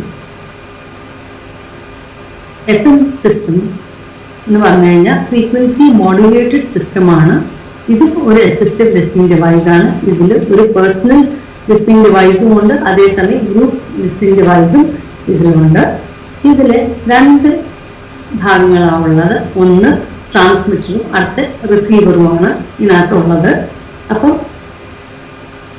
നമുക്ക് ഈ ചിത്രത്തിൽ കാണാൻ പറ്റുന്നത് ഈ ചിത്രത്തിൽ നമുക്ക് കാണാൻ പറ്റുന്നത് ഒരു മൈക്രോഫോൺ ഉണ്ട്. ആ മൈക്രോഫോണ് സംസാരിക്കുന്ന ആളുടെ അടുത്ത് വെക്കണം. ആ മൈക്രോഫോണിൽ കൂടെ ശബ്ദം ട്രാൻസ്മിറ്റർ വഴി ട്രാൻസ്മിറ്ററിലോട്ട് എത്തും. ട്രാൻസ്മിറ്റർ വഴി ഫ്രീക്വൻസി മോഡുലേറ്റഡ് സിഗ്നൽ ആയിട്ട് ആ ഒരു ശബ്ദം റിസീവറിലെത്തി ആ റിസീവർ നമുക്ക് ഡയറക്റ്റ് നമ്മളുടെ ഹിയറിംഗ് എയ്ഡ് അല്ലെങ്കിൽ കോക്ലിയർ ഇംപ്ലാന്റ് ആയിട്ട് കണക്ട് ചെയ്യാൻ പറ്റും. ചിലപ്പോൾ ഒരു പക്ഷേ നമ്മളുടെ ഹിയറിംഗ് എയ്ഡിൽ അത് ചേർക്കാനായിട്ട് ഒരു പ്രത്യേക അഡാപ്റ്റർ ഉണ്ടായിരിക്കും. ആ അഡാപ്റ്റർ നമ്മൾ ഹിയറിംഗ് എയ്ഡിൽ അല്ലെങ്കിൽ ഇംപ്ലാന്റിൽ ചേർത്ത് കഴിയുമ്പോഴത്തേക്ക് നമ്മൾക്ക് FM വഴി ശബ്ദം നല്ല വ്യക്തമായി കേൾക്കാൻ സാധിക്കും. ഈ ഒരു FM സിസ്റ്റം ഉപയോഗിക്കുകയാണെങ്കിൽ ഏകദേശം ഒരു 15 to 20 dB വരെ ശബ്ദം വ്യക്തതയോടെ നമുക്ക് കേൾക്കാൻ സാധിക്കും.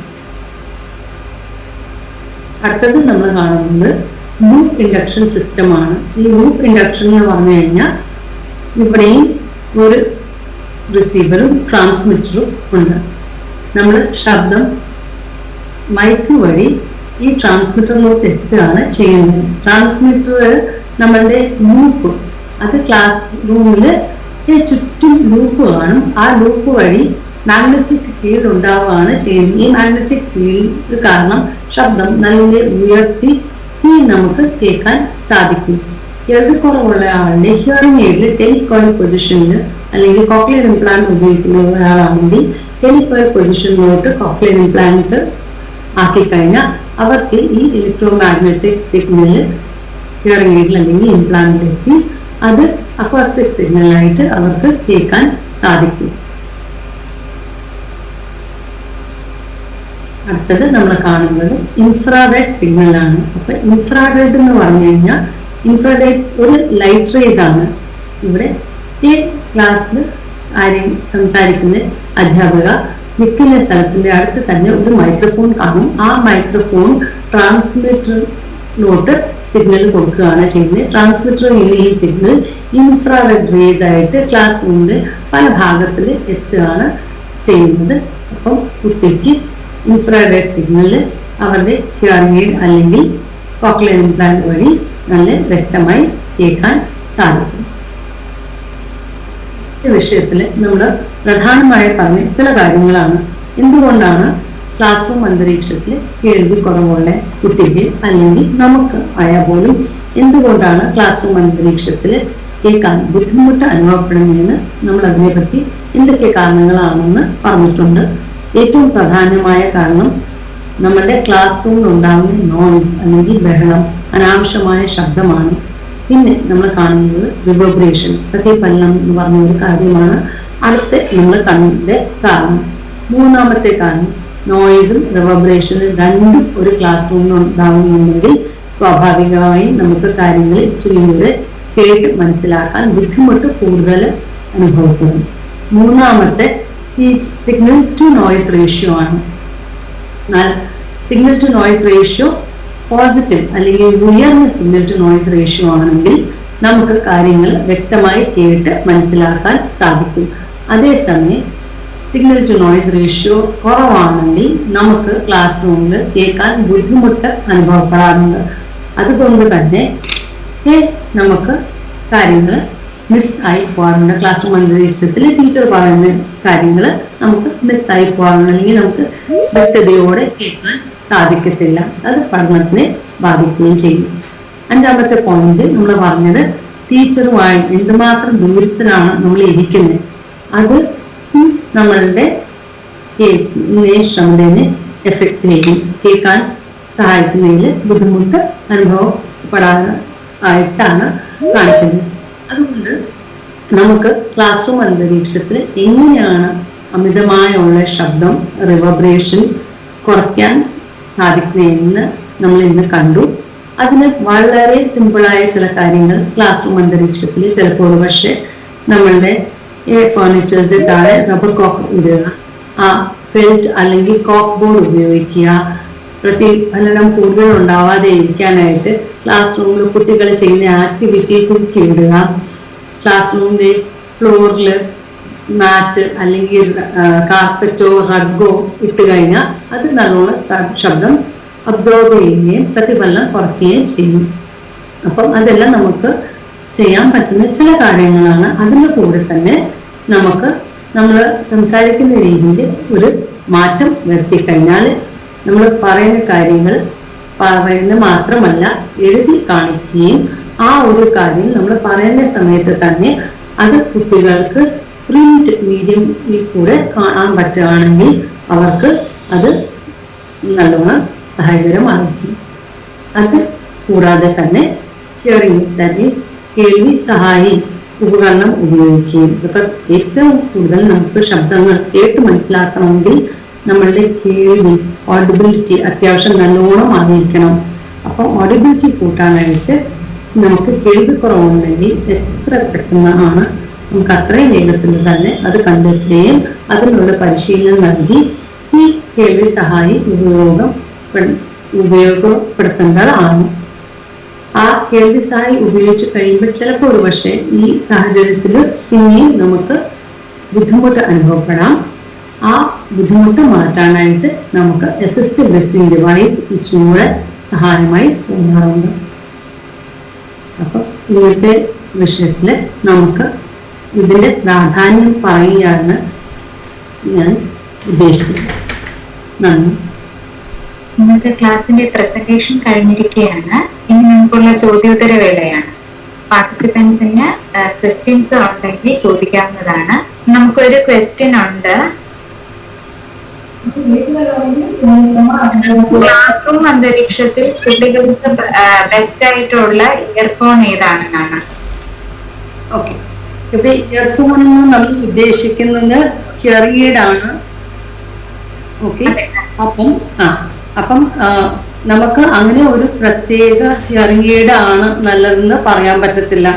കേൾവി പരിശോധന നൽകിയതിന് ശേഷം എന്തുമാത്രം കേൾവിക്കുറവുണ്ട് എന്ന് അറിഞ്ഞതിന് ശേഷം 2 or 3 കമ്പനിയുടെ ഹിയറിംഗ് എയ്ഡ് ആ തോതിന് ചേരുന്ന രീതിയിലുള്ള ഹിയറിംഗ് എയ്ഡ് നമ്മൾ വെച്ച് നോക്കിയതിന് ശേഷമാണ് തീരുമാനിക്കുന്നത് ഏത് ഹിയറിംഗ് എയ്ഡ് ഉപയോഗിക്കുമ്പോഴാണ് ശബ്ദങ്ങൾ കുട്ടിക്ക് വ്യക്തമായി കേൾക്കാൻ കഴിയുന്നത്. അതിന് തന്നെയാണ് ഹിയറിംഗ് എയ്ഡ് വെച്ചതിന് ശേഷം എയ്ഡഡ് ഓഡിയോഗ്രാം ചെയ്യേണ്ട പ്രാധാന്യം നമുക്ക് പറയാനുള്ളത്. അപ്പം ഹിയറിംഗ് എയ്ഡ് എപ്പോഴും എല്ലാ കുട്ടികൾക്ക് ഹിയറിംഗ് എയ്ഡ് ഇട്ട് കഴിയുമ്പം ഒരേപോലെ ശബ്ദങ്ങൾ കേൾക്കാൻ സാധിക്കണമെന്ന് ഇല്ല.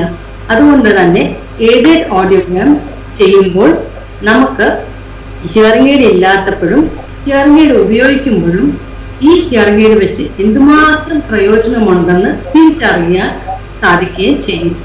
ഇത് തമ്മിൽ നല്ല ഒരു വ്യത്യാസമുണ്ട്. കുട്ടിക്ക് നേരത്തെ പല ശബ്ദങ്ങൾ കേൾക്കാൻ പറ്റുന്നില്ലായിരുന്നു, പക്ഷെ ഇപ്പോൾ പല ശബ്ദങ്ങൾ ഈ ഹിയറിംഗ് എയ്ഡ് ഉപയോഗിച്ച് കേൾക്കാൻ പറ്റുന്നുണ്ട്. പ്ലസ് നമ്മൾ കുട്ടികളുമായിട്ട് സംസാരിക്കുമ്പോൾ അല്ലെങ്കിൽ പല രീതിയിൽ ശബ്ദം കൊടുക്കുമ്പോഴത്തേക്ക് കുട്ടി ആ ശബ്ദത്തിനെല്ലാം നല്ല രീതിയിൽ പ്രതികരിക്കുന്നുണ്ടെങ്കിൽ ആ ഒരു ഹിയറിംഗ് എയ്ഡ് ആയിരിക്കാം നമ്മൾ സെലക്ട് ചെയ്യുന്നത്. നമുക്കൊരു കമന്റ് സെക്ഷൻ ഒരു കമന്റ് വന്നിട്ടുണ്ട്. ഡോക്ടർ ഉഷ, സ്കൂൾസ് ഇതിനെ കുറിച്ചെല്ലാം അവെയർ ആയിരിക്കണമെന്ന് നമ്മളിപ്പോ ഡിസ്കസ് ചെയ്ത കാര്യങ്ങളെ കുറിച്ചെല്ലാം. ഓക്കെ, അതുകൊണ്ട് തന്നെയാണ് ഇന്നത്തെ നിദാ സെഷനിൽ നമ്മൾ ഈ ഒരു കാര്യം സംസാരിക്കാൻ ഇടയായത്. പൊതുവെ ഒരു അവയർനെസ് ക്യാമ്പ് എല്ലാ സ്കൂളിലും നടത്തിയിരിക്കുന്നത് നല്ലതായിരിക്കും. പ്ലസ് സ്കൂൾ അന്തരീക്ഷത്തിൽ സ്കൂൾ അതോറിറ്റി ഒരു ഓഡിയോളജിസ്റ്റ് അല്ലെങ്കിൽ എഡ്യൂക്കേഷണൽ ഓഡിയോളജിസ്റ്റുമായിട്ട് സമ്പർക്കത്തിലുണ്ടെങ്കിൽ ആ എഡ്യൂക്കേഷണൽ ഓഡിയോളജിസ്റ്റ് ആ ക്ലാസ് റൂമിൽ എന്തൊക്കെ കാരണം കൊണ്ട് ഒരു കുട്ടിക്ക് കേൾക്കാൻ ബുദ്ധിമുട്ട് അനുഭവപ്പെടുന്നുണ്ടെന്ന് തക്കതായി പറഞ്ഞു കൊടുക്കാൻ സാധിക്കും. അത് എങ്ങനെയെല്ലാം ക്ലാസ് റൂമിനകത്ത് മോഡിഫിക്കേഷൻ ചെയ്ത് ശബ്ദം ഇച്ചിരി ഉയർത്തി മെച്ചമായ രീതിയിൽ നമുക്ക് കേൾക്കാൻ സാധിക്കുമെന്ന് അവരെ സഹായിക്കാൻ പറ്റും. ടീംസിൽ ജോയിൻ ചെയ്ത ആർക്കെങ്കിലും ക്വസ്റ്റ്യൻസ് അൺമ്യൂട്ട് ചെയ്താൽ ബുദ്ധിമുട്ട് വരികയാണെങ്കിൽ ക്വസ്റ്റ്യൻസ് ടൈപ്പ് ചെയ്യാം. മാഡം കേൾക്കാമോ? കേൾക്കുന്നുണ്ട് സർ, ചോദിച്ചോളൂ. മാഡം, ഞാൻ അബ്ദുൽ ജലീൽ, മലപ്പുറം ജില്ലയിൽ നിന്നാണ് ചോദിക്കുന്നത്. ഇപ്പോ ക്ലാസ് മുറി എന്ന് പറയുന്നത് നമ്മളിപ്പോ സാധാരണ ക്ലാസ് മുറി എന്ന് പറയുന്നത് വെറും കുട്ടികൾ ഇരുന്ന് ടീച്ചർ ഒരു ഭാഗത്തു നിന്ന് ക്ലാസ് എടുക്കുക എന്നത് മാത്രമല്ല.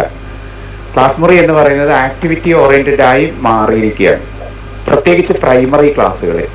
അപ്പോൾ പ്രൈമറി ഒരു ആക്ടിവിറ്റി ഓറിയന്റഡ് ക്ലാസ് മുറിയിൽ മാഡം നേരത്തെ പറഞ്ഞതിനപ്പുറത്തായിട്ട് എന്തെങ്കിലും ടീച്ചേഴ്സ് അല്ലെങ്കിൽ സ്റ്റുഡൻസ് ശ്രദ്ധിക്കേണ്ട അല്ലെങ്കിൽ പാരന്റ്സ് ശ്രദ്ധിക്കേണ്ട കാര്യങ്ങളുണ്ടോ എന്നൊന്ന് അറിഞ്ഞാൽ കൊള്ളാം. ഓക്കെ, ഇപ്പം ഇവിടെ നമ്മൾ ക്ലാസ് റൂം ഇപ്പം ആക്ടിവിറ്റി ബേസ്ഡ് അല്ലെങ്കിൽ ആക്ടിവിറ്റി ഓറിയന്റഡ് ലേണിംഗ് ആണ് ഇപ്പോഴത്തെ ക്ലാസ് റൂമിൽ കൂടുതലും നമ്മൾ കാണുന്നത്. അല്ലെങ്കിൽ ആ ഒരു രീതിയിൽ നമ്മളുടെ ക്ലാസ് റൂം മാറിക്കൊണ്ടിരിക്കുകയാണ്. സ്വാഭാവികമായി നമ്മൾ ആക്ടിവിറ്റി ചെയ്യുമ്പോഴത്തേക്ക് കുട്ടികൾ തമ്മിൽ ഇടപെടുകയും തമ്മിൽ പരസ്പരം സംസാരിക്കുമ്പോൾ ഒരു പക്ഷെ ടീച്ചർ പറയുന്ന കാര്യങ്ങൾ നമുക്ക് കേൾക്കാൻ സാധിക്കാതെ ആവാം, ടീച്ചർ കൊടുക്കുന്ന ഇൻസ്ട്രക്ഷൻ ക്ലിയർ ആവാതെ ഇരിക്കാം. അതേസമയം ഈ ഒരു കുട്ടിക്ക് കേൾക്കാൻ ബുദ്ധിമുട്ടുണ്ടെങ്കിൽ ചിലപ്പോൾ ഈ ഒരു കുട്ടി ഇച്ചിരി ബാക്കിലോട്ട് വലിഞ്ഞിരിക്കാം, ബാക്കിയുള്ള കുട്ടികളായിരിക്കും കാര്യങ്ങൾ ഏറ്റെടുത്ത് നടത്തി കാണിച്ച് കൊടുക്കുന്നത്. അതുകൊണ്ട് തന്നെ ഇൻക്ലൂഷൻ പൂർണ്ണ രൂപത്തിൽ ക്ലാസ് റൂം എൻവയറമെന്റിൽ ഉണ്ടാവണമെന്ന് ടീച്ചർ കണ്ട് നടത്തേണ്ട കാര്യമാണ്. ടീച്ചർ ഈ കേൾവിക്കുറവുള്ള ഒരു കുട്ടി ഉണ്ടെങ്കിൽ അവര് നോക്കേണ്ടത്, ഒന്ന് അവർക്ക് നമ്മൾ കൊടുക്കുന്ന ഇൻസ്ട്രക്ഷൻ അല്ലെങ്കിൽ ആക്ടിവിറ്റി ചെയ്യുമ്പോൾ നമ്മൾ പറയുന്ന കാര്യങ്ങൾ അവർക്ക് മനസ്സിലാക്കാൻ കഴിയുന്നുണ്ടോ. അത് നമുക്ക് എങ്ങനെയാ മനസ്സിലാക്കാൻ കഴിയുന്നത്? നമ്മൾ ഇപ്പം എന്തെങ്കിലും കാര്യം പറഞ്ഞു കഴിഞ്ഞ് ഇവരുടെ അടുത്ത് അതിൽ നിന്നുള്ള 1-2 ചോദ്യങ്ങൾ ചോദിച്ചു കഴിഞ്ഞാൽ നമുക്ക് ഇവർക്ക് എന്തുമാത്രം വ്യക്തതയോടെ നമ്മളെ കാര്യങ്ങൾ പറഞ്ഞത് ഇവർക്ക് മനസ്സിലായിട്ടുണ്ടെന്ന് വളരെ വ്യക്തതയോടെ ടീച്ചറിന് മനസ്സിലാക്കാൻ കഴിയും. അപ്പം ചിലപ്പോൾ ഒരു പക്ഷേ അവിടെ നമ്മൾ പറയുന്ന കാര്യം ഒന്നും കൂടെ ആവർത്തിച്ച് അല്ലെങ്കിൽ വേറെ രീതിയിൽ പറഞ്ഞു കഴിഞ്ഞാൽ ഈ കുട്ടിക്ക് പറയുന്ന ഇൻസ്ട്രക്ഷൻ മൊത്തത്തോടെ മനസ്സിലാക്കാൻ സാധിക്കും. ആക്ടിവിറ്റി ബേസ്ഡ് ലേണിംഗ് ആകുമ്പോൾ തന്നെ ചിലപ്പോൾ ഒരു പക്ഷേ ഈ കേൾക്കാൻ ബുദ്ധിമുട്ടുള്ള കുട്ടികൾ ബാക്കി കുട്ടികൾ ചെയ്യുന്ന കാര്യങ്ങൾ നോക്കി അതുപോലെ ചെയ്യാനായിട്ടായിരിക്കും നോക്കുന്നത്. അപ്പൊ അവിടെ ഇച്ചിരിയും കൂടെ വിഷ്വൽ ലേണിംഗ് ആണ് ഉണ്ടാവുന്നത്. ഓഡിറ്ററി ലേണിംഗ് ഉണ്ടാവണമെങ്കിൽ നമ്മൾ ഈ കുട്ടീനെ ഇച്ചിരിയും കൂടെ കൂടുതൽ ആശയവിനിമയം നടത്തുവാൻ പ്രേരിപ്പിക്കുകയും അതിനെ കൂടുതൽ അതിനുള്ള സാഹചര്യങ്ങൾ ക്ലാസ് റൂം അന്തരീക്ഷത്തിൽ ഉണ്ടാക്കി കൊടുക്കുകയും ചെയ്യണം. ആക്ടിവിറ്റി ചെയ്ത് കഴിയുമ്പോഴത്തേക്ക് ഈ കേൾവിക്കുറവുള്ള കുട്ടിയുടെ അടുത്ത് നമുക്ക് എന്താണ് ആ കുട്ടി ചെയ്തത്, എങ്ങനെ ചെയ്തു, എന്തൊക്കെ ബുദ്ധിമുട്ടാണ് അനുഭവപ്പെട്ട് അതിനെപ്പറ്റി ഒന്ന് ചോദിക്കാവുന്നതാണ്. അപ്പോൾ നമുക്ക് അത് ഒരു ട്രൂ ഇൻക്ലൂഷനെ സഹായിക്കും. ഒരു സംശയം കൂടെ ചോദിക്കാമോ? അതായത് നമ്മുടെ നാട്ടിലെ 2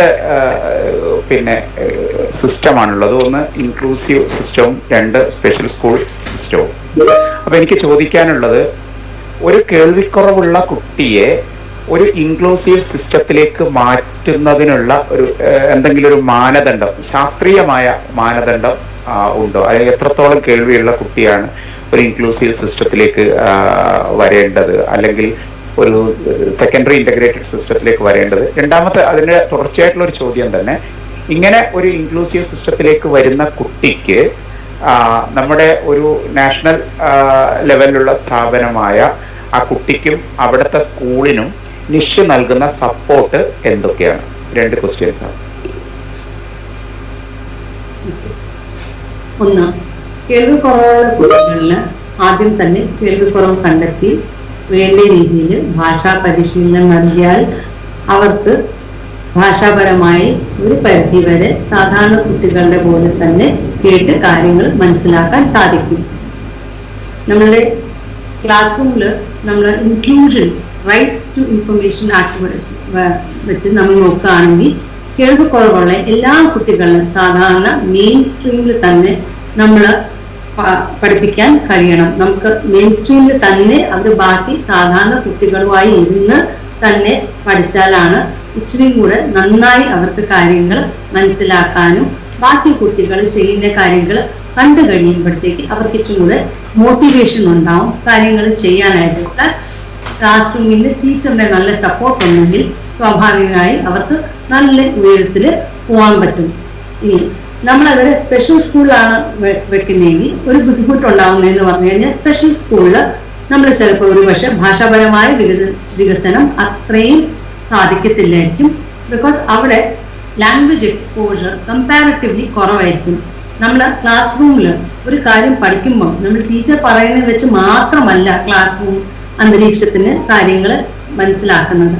ക്ലാസ് റൂമിൽ ടീച്ചർ സംസാരിക്കുന്നതും നമ്മൾ കുട്ടികൾ തമ്മിൽ ഇടപെട്ട് കുട്ടികൾ സംസാരിക്കുമ്പോഴും നമുക്ക് കുറേ കാര്യങ്ങൾ പഠിച്ച് ലാംഗ്വേജിനകത്ത് ഇംപ്രൂവ്മെന്റ് നല്ല രീതിയിൽ കാണാറുണ്ട്. അപ്പൊ പൊതുവെ ഉള്ള ഗവേഷണങ്ങളെല്ലാം കാണിക്കുന്നത് എല്ലാം കുട്ടികളെ നമ്മൾ മുഖ്യധാരയിലോട്ട് തന്നെ വിടണം. ഇനി മുഖ്യധാരയിലോട്ട് വിടുമ്പോഴത്തേക്ക് നമ്മളുടെ സാഹചര്യത്തിൽ ഒരു ബുദ്ധിമുട്ട് നമ്മൾ കാണുന്നതെന്ന് പറഞ്ഞു കഴിഞ്ഞാൽ ഈ കേൾവിക്കുറവുള്ള കുട്ടികൾ 3 തരമായിരിക്കാം ഉള്ളത്. ഒന്ന്, നല്ല ഭാഷാ വികസനമുള്ള കുട്ടികൾ. രണ്ടാമത്തെ, ഭാഷാ വികസനം ഉണ്ട് പക്ഷെ പ്രായത്തിന്റെ തക്ക ഇല്ല. 3, ഭാഷാ വികസനം അത്യാവശ്യം നല്ലോണം പുറമോട്ടുള്ള കുട്ടികൾ. ഈ 3 തരം കുട്ടികൾക്ക് നമുക്ക് ഒരേ രീതിയിലുള്ള പരിശീലനം കൊടുക്കാൻ പറ്റത്തില്ല. അവിടെയാണ് നമ്മളുടെ എഡ്യൂക്കേഷൻ സിസ്റ്റമില് സ്ട്രെങ്ത് ഓഫ് ദ ചൈൽഡ് നോക്കിയിട്ട് ആ ഒരു സ്ട്രെങ്ത് ബേസ്ഡ് ആയിട്ടുള്ള ലേണിങ്ങിനെ ഫെസിലിറ്റേറ്റ് ചെയ്യേണ്ട ആവശ്യം നമുക്ക് മനസ്സിലാക്കാൻ കഴിയുന്നത്. ഇനി നമ്മളുടെ രണ്ടാമത്തെ ചോദ്യം ഇവിടെയായിരുന്നു, ഇതിന് എന്താ ചെയ്യാൻ പറ്റുകയെന്ന്. അപ്പം ഇതിന്റെ ആദ്യത്തെ ഭാഗമായി അവയർനെസ് കൂട്ടുക, അതാ തന്നെയാണ് ഏറ്റവും കൂടുതൽ പ്രാധാന്യമായ കാര്യം. ബിക്കോസ് ക്ലാസ് റൂം അന്തരീക്ഷത്തിൽ ചിലപ്പോൾ ഒരു പക്ഷേ നമ്മൾ ശ്രദ്ധിച്ചു കാണത്തില്ല, നമുക്കായാൽ പോലും കേൾക്കാൻ ബുദ്ധിമുട്ടുണ്ടാവാറുണ്ട്, ഒച്ചയും ബഹളവും ഉണ്ടാകുമ്പം ടീച്ചേഴ്സും കുറെ കഴിയുമ്പം ടയേർഡ് ആവും, തലവേദന ഉണ്ടാവും, തൊണ്ടവേദന ഉണ്ടാവും, തൊണ്ട വടർച്ച ഉണ്ടാവും, അവർക്ക് ശബ്ദത്തിന് ഒരു ഇടർച്ച ഉണ്ടാവാനുള്ള സാധ്യതയുണ്ട്. അപ്പൊ അവരെന്താ ചെയ്യേണ്ടത്? ഈ ഒരു ശബ്ദത്തിന്റെ ഇടർച്ചയ്ക്ക് വേണ്ടി എന്താ ചെയ്യേണ്ടത്? എങ്ങനെ അവർക്ക് അവരുടെ ശബ്ദം നല്ല വ്യക്തമായി കുട്ടികളിൽ എത്തിക്കാൻ സാധിക്കും? അവരുടെ നല്ല ലൗഡ്ലി അവർ പറയാതെ എങ്ങനെ ഈ ശബ്ദം വ്യക്തമായി ക്ലാസ് റൂമിൽ പല ഭാഗത്തിൽ എത്തിക്കാൻ സാധിക്കും? അതിനെല്ലാം ക്രമീകരിക്കാനായിട്ട് നമുക്ക് ഒരു ഓഡിയോളജിസ്റ്റ് അല്ലെങ്കിൽ നിഷ്ഠയുള്ള ഓഡിയോളജിസ്റ്റിന്റെ സഹായം ഉപയോഗിച്ചു കഴിഞ്ഞാൽ അവർ ഈ ക്ലാസ് റൂമിൽ എന്തൊക്കെ മോഡിഫിക്കേഷൻസ് ആണ് ചെയ്യാൻ പറ്റുന്നതിനെ പറ്റി വിശദീകരിച്ച് പറഞ്ഞു തരും. അതിൻ്റെ കൂടെ തന്നെ നിങ്ങളുടെ ക്ലാസ് റൂമിൽ ഒരു കേൾവി കുറവുള്ള കുട്ടിയുണ്ട്, അവരുടെ ക്ലാസ് റൂം ഈ ഒരു കുട്ടീനെ നിങ്ങൾ നിഷ്ഠയോട്ട് വിട്ടു കഴിഞ്ഞാൽ നമുക്ക് അവരുടെ അസസ്മെന്റ് എടുത്ത് നോക്കാൻ പറ്റും. ആ അസസ്മെന്റിനകത്ത് അവർക്ക് എന്തുമാത്രം കേൾവി കുറവുണ്ട്, അവർ കേൾവി സഹായി ഉപകരണം ഉപയോഗിക്കുന്നുണ്ടെങ്കിൽ അത് വെച്ച് എന്തുമാത്രം പ്രയോജനം ഉണ്ടാവുന്നുണ്ട്, അസിസ്റ്റീവ് ലിസണിംഗ് ഡിവൈസിന്റെ ആവശ്യമുണ്ടോ, അല്ലെങ്കിൽ അവരുടെ ഫങ്ഷണൽ ലെവൽ ഓഫ് പെർഫോമൻസ് എന്താണ്, പാരന്റ്സ് എന്തൊക്കെ ക്ലാസ് റൂം അന്തരീക്ഷത്തിൽ ചെയ്യേണ്ട കാര്യങ്ങളുണ്ട്, ടീച്ചേഴ്സിന് എന്തൊക്കെ വ്യത്യാസങ്ങളാണ് ക്ലാസ് റൂം എൻവയറമെന്റിൽ വരുത്താൻ പറ്റുന്നത്, ഇതിനെ പറ്റിയെല്ലാം അവയർനെസ്സും ഗൈഡൻസും നമ്മളുടെ ഫാക്കൽറ്റിക്ക് തരാൻ സാധിക്കും.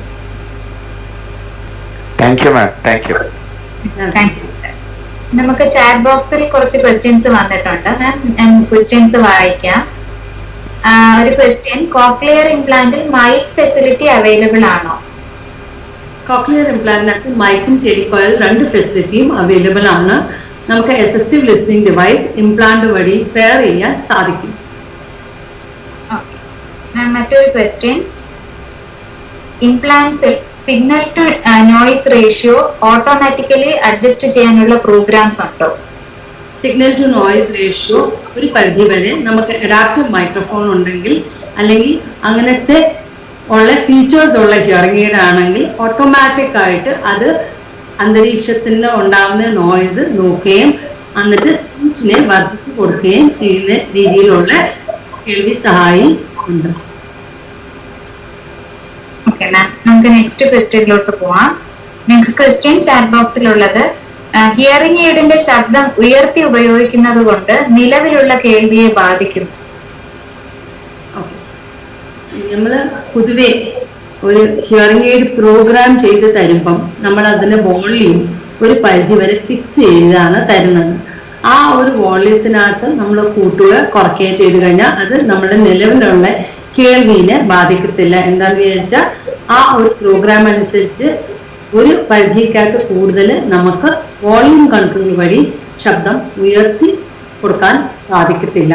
അപ്പം ഹിയറിംഗ് എയ്ഡ് പ്രോഗ്രാം ചെയ്യുമ്പം നമ്മൾ സാധാരണ ചെയ്യുന്നതെന്ന് പറഞ്ഞു കഴിഞ്ഞാൽ ഓഡിറ്ററി ത്രെഷോൾഡ്സ് നമ്മൾ ഫീഡ് ചെയ്യുകയാണ് ചെയ്യുന്നത്. ഈ ഓഡിറ്ററി ത്രെഷോൾഡ്സിന്റെ കൂടെ തന്നെ നമുക്ക് വലിയ ശബ്ദം കേൾക്കുമ്പോൾ ബുദ്ധിമുട്ട് അനുഭവപ്പെടുന്നുണ്ടെങ്കിൽ ആ ഒരു വാല്യൂ കൂടെ സിസ്റ്റമിൽ ഫീഡ് ചെയ്തിട്ട് ആണ് ഹിയറിംഗ് എയ്ഡ് പ്രോഗ്രാം ചെയ്തിട്ട് കൊടുക്കുന്നത്. അപ്പം സ്വാഭാവികമായി അതിന് ഉള്ളിലുള്ള ചെറിയ വോള്യത്തിൽ വ്യത്യാസം വരുത്തി കഴിഞ്ഞാൽ നമുക്ക് ബുദ്ധിമുട്ട് അനുഭവപ്പെടാൻ സാധ്യത ഇല്ല.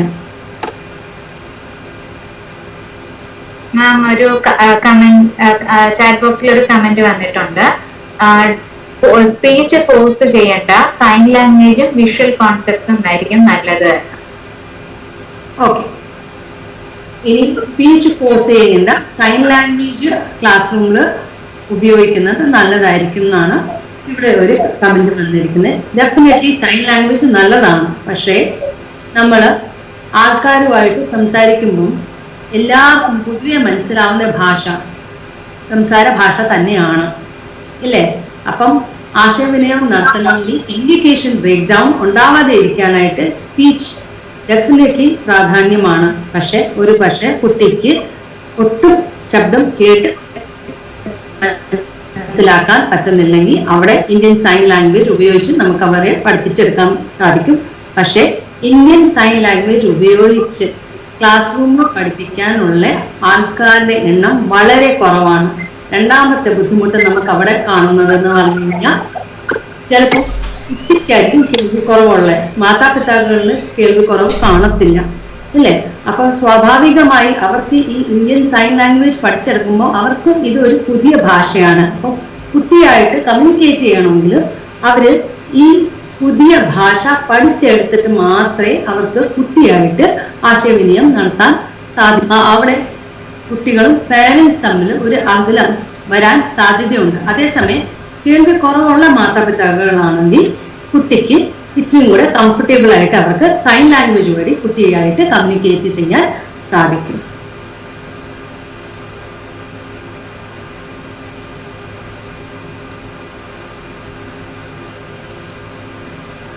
മാം, നമുക്ക് മറ്റു ക്വസ്റ്റ്യൻസ് ഉണ്ടോ എന്ന് വെയിറ്റ് ചെയ്യാന്. വേറെ ക്വസ്റ്റ്യൻസ് ഇതുവരെ വന്നിട്ടില്ല.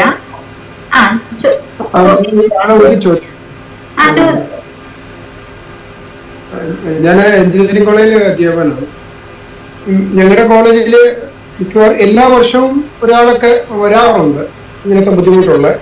പക്ഷെ ഒരു പ്രശ്നം എന്ന് പറയുന്നത് ചിലപ്പം ഞങ്ങൾക്ക് അറിയാൻ പറ്റും, വ്യക്തമായിട്ട് അല്ലെങ്കിൽ മറ്റു ഉപകരണങ്ങളൊന്നും ഉപയോഗിക്കുന്നില്ലായിരിക്കും, വേറെ ഒരു സൈനൊന്നും കാണില്ല. അപ്പൊ അങ്ങനെയുള്ള അത് ചെറിയ തരത്തിലുള്ള ഒരു ബുദ്ധിമുട്ടേ കാണുള്ളൂ.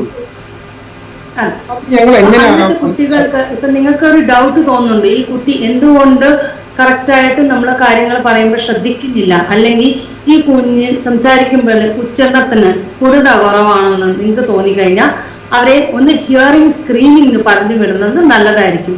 ഹിയറിംഗ് സ്ക്രീനിങ് ചെറിയ കുട്ടികൾക്ക് മാത്രമല്ല നമ്മൾ ചെയ്യുന്നത്, മുതിർന്ന ആൾക്കാർക്കും നമുക്ക് ഹിയറിംഗ് സ്ക്രീനിങ് വഴി കേൾവിക്കുറവുണ്ടോ ഇല്ലയോ എന്ന് തിരിച്ചറിയാൻ സാധിക്കും. ഇപ്പം നമ്മൾ പല സ്കൂൾസിൽ ക്യാമ്പ് വഴി സ്ക്രീനിങ് നടത്താറുണ്ട്. ആ ക്യാമ്പ് വഴി സ്ക്രീനിങ് നടത്തുമ്പോൾ ചെറിയ തോതിലുള്ള കേൾവിക്കുറവ് നമുക്ക് കണ്ടെത്താൻ സാധിക്കും. ആ കേൾവിക്കുറവ് കണ്ടെത്തി നമുക്ക് പരിഹാര മാർഗങ്ങൾ ചെയ്താൽ മാത്രമാണ് അവർക്ക് ക്ലാസ് റൂം അന്തരീക്ഷത്തിൽ നല്ലോണം കാര്യങ്ങൾ കേട്ട് മനസ്സിലാക്കാൻ സാധിക്കുക. പിന്നെ ഒരു ബുദ്ധിമുട്ട് പറയുന്നത് ഈ രണ്ട്, അതായത് കേൾവിയുടെ പ്രശ്നവും അതുപോലെ തന്നെ സംസാരത്തിനും ചെറിയ, അങ്ങനെ ഞങ്ങൾക്ക് ഒരു കഴിഞ്ഞ 2-3 വർഷമായിട്ട് ഈ രണ്ട് ഡിഫക്റ്റും ചെറിയ തോതിലുള്ള കുട്ടികൾ ഞങ്ങൾക്ക് വന്നിട്ടുണ്ട്. അപ്പം അവർക്ക് സംസാരവും ബുദ്ധിമുട്ടുണ്ട്, കേൾവിയുടെയും ബുദ്ധിമുട്ട്. ഈ സംസാരവും കേൾവി പരസ്പരം ബന്ധമുള്ള കാര്യങ്ങളാണ്, ഇല്ലേ? നമ്മൾ കേൾക്കുന്നത് ആണ് നമ്മൾ പറയുന്നത്. അപ്പം നമുക്ക് വ്യക്തതയോടെ കേൾക്കാൻ സാധിച്ചില്ലെങ്കിൽ ചിലപ്പോൾ ഒരു പക്ഷെ നമ്മൾ പറയുന്നതും വ്യക്തതയോടെ നമുക്ക് പറയാൻ. ഹലോ, കേൾക്കാമോ? കേൾക്കാം. നമുക്ക് വ്യക്തതയോടെ കേൾക്കാൻ സാധിക്കുന്നില്ലെങ്കിൽ നമ്മൾ അങ്ങനെ തന്നെയായിരിക്കും പറയുന്നത്. അപ്പം നമുക്ക് സ്പീച്ച് ക്ലിയർ അല്ലെങ്കിൽ ചിലപ്പോൾ ഒരു പക്ഷെ നമുക്ക് തോന്നാം ഈ കൊച്ചെന്താണ് കൊഞ്ചി സംസാരിക്കുന്നത്, അല്ലെങ്കിൽ ഈ കൊച്ചിന്റെ ഉച്ചാരണത്തിന് എന്താണ് ഒരു സ്ഫുടത കുറവായിട്ട് തോന്നുന്നത്. അപ്പം കേൾവിയും സംസാരവും അത് തമ്മിൽ നല്ലൊരു കണക്ഷനാണ് ഉള്ളത്. അതുകൊണ്ട് തന്നെയാണ് കേൾവിക്ക് ബുദ്ധിമുട്ടുള്ള കുട്ടികൾക്ക് സംസാര ഭാഷയ്ക്കകത്ത് വ്യത്യാസങ്ങൾ കാണാറുള്ളത്. ശരി ശരി. Thank you sir. മാം, നമുക്ക് ചാറ്റ് ബോക്സിൽ ഒരു ക്വസ്റ്റ്യൻ ഉണ്ട്. ഈ ക്ലാസ് കൂടുതലും സ്കൂൾ അതോറിറ്റീസിനാണ് യൂസ്ഫുൾ ആയിട്ടുള്ളത്. അപ്പൊ ഒരു പേരന്റിന് സ്കൂൾ അതോറിറ്റീസിന് വേണ്ടി കൗൺസിലിംഗ് ചെയ്യാൻ മിഷന് സാധിക്കുമോ? തീർച്ചയായും മാനേജ്മെന്റ് ഇങ്ങനത്തെ മോഡിഫിക്കേഷൻസ് എല്ലാം എത്രത്തോളം ചെയ്യാൻ സാധിക്കും? ഇതിനകത്ത് ആക്ച്വലി പേരൻസ് ആണ് ഏറ്റവും കൂടുതൽ ക്ലാസ് റൂമിൽ ചേഞ്ച് വരുത്താനായിട്ട്, അവർക്കാണ് ഏറ്റവും കൂടുതൽ പവർ ഉള്ളത്, ഇല്ലേ? നമ്മൾ ആസ് എ പേരന്റ് എൻ്റെ കുട്ടിക്ക് എന്തുകൊണ്ടാണ് ക്ലാസ് റൂമിൽ കാര്യങ്ങൾ കേട്ട് മനസ്സിലാക്കാൻ പറ്റാത്തത് മനസ്സിലാക്കി കഴിഞ്ഞാൽ അവർക്ക് ഒരു പരിധിവരെ ടീച്ചേഴ്സ് അല്ലെങ്കിൽ സ്കൂൾ അഡ്മിനിസ്ട്രേഷന്റെ അടുത്ത് ഈ കാര്യങ്ങൾ പറഞ്ഞ് ഫലിപ്പിക്കാൻ പറ്റും. രണ്ടാമത്തെ, അവർക്ക് ഒരു ഓഡിയോളജിസ്റ്റ് അല്ലെങ്കിൽ സ്പീച്ച് ലാംഗ്വേജ് പത്തോളജിസ്റ്റ് സഹായം എടുത്ത് ക്ലാസ് റൂം സ്കൂൾ അതോറിറ്റീസിന്റെ അടുത്ത് സംസാരിക്കാൻ സാധിക്കും. ഈ അവയർനെസ് പ്രോഗ്രാം നമുക്ക് സ്കൂളിൽ വെച്ച് നടത്താൻ സാധിച്ചു കഴിഞ്ഞാൽ അവിടെ ക്ലാസ് റൂമിലുള്ള ടീച്ചേഴ്സും അഡ്മിനിസ്ട്രേറ്റേഴ്സും എല്ലാം ഉള്ള ഒരു പ്ലാറ്റ്ഫോം ആണെങ്കിൽ അവർക്കെല്ലാം എന്തുകൊണ്ടാണ് നമുക്ക് കാര്യങ്ങൾ ക്ലാസ് റൂം അന്തരീക്ഷത്തിൽ വ്യക്തമായി കേൾക്കാൻ ആവശ്യം അവർക്ക് വ്യക്തമായി മനസ്സിലാക്കാൻ കഴിയും. അത് ഒരു കേൾവിക്കുറവുള്ള കുട്ടിക്ക് മാത്രം ഉള്ള പ്രശ്നമല്ല. നമ്മളെ ക്ലാസ് റൂമിലെ സാധാരണ കുട്ടികളും ഈ നോയ്സ് അല്ലെങ്കിൽ റിവബ്രേഷൻ കൂടി കഴിയുമ്പോഴത്തേക്ക് അവർക്കും പഠനത്തിനെ ബാധിക്കാറുണ്ട്, ഇല്ലേ? എല്ലാ കുട്ടികളും എപ്പോഴും ബ്രൈറ്റ് ആവണമെന്നില്ല. ചില കുട്ടികൾ ബ്രൈറ്റ് ആയിരിക്കാം, ചിലത് ആവറേജ് ആയിരിക്കും, ചിലത് ഡൾ ആയിരിക്കും. ചിലപ്പോൾ ഈ പക്ഷേ ആവറേജും ഡൾ ആയ ഒരു കുട്ടി ക്ലാസ് റൂമിൽ ഒട്ടും പെർഫോം ചെയ്യാത്തത് ഈ ഒരു കാരണങ്ങൾ കൊണ്ടായിരിക്കാം. അതുകൊണ്ട് തന്നെ നിങ്ങൾക്ക് അവയർനെസ് പ്രോഗ്രാം നടത്താനായിട്ട് റിക്വസ്റ്റ് ചെയ്യാവുന്നതാണ്.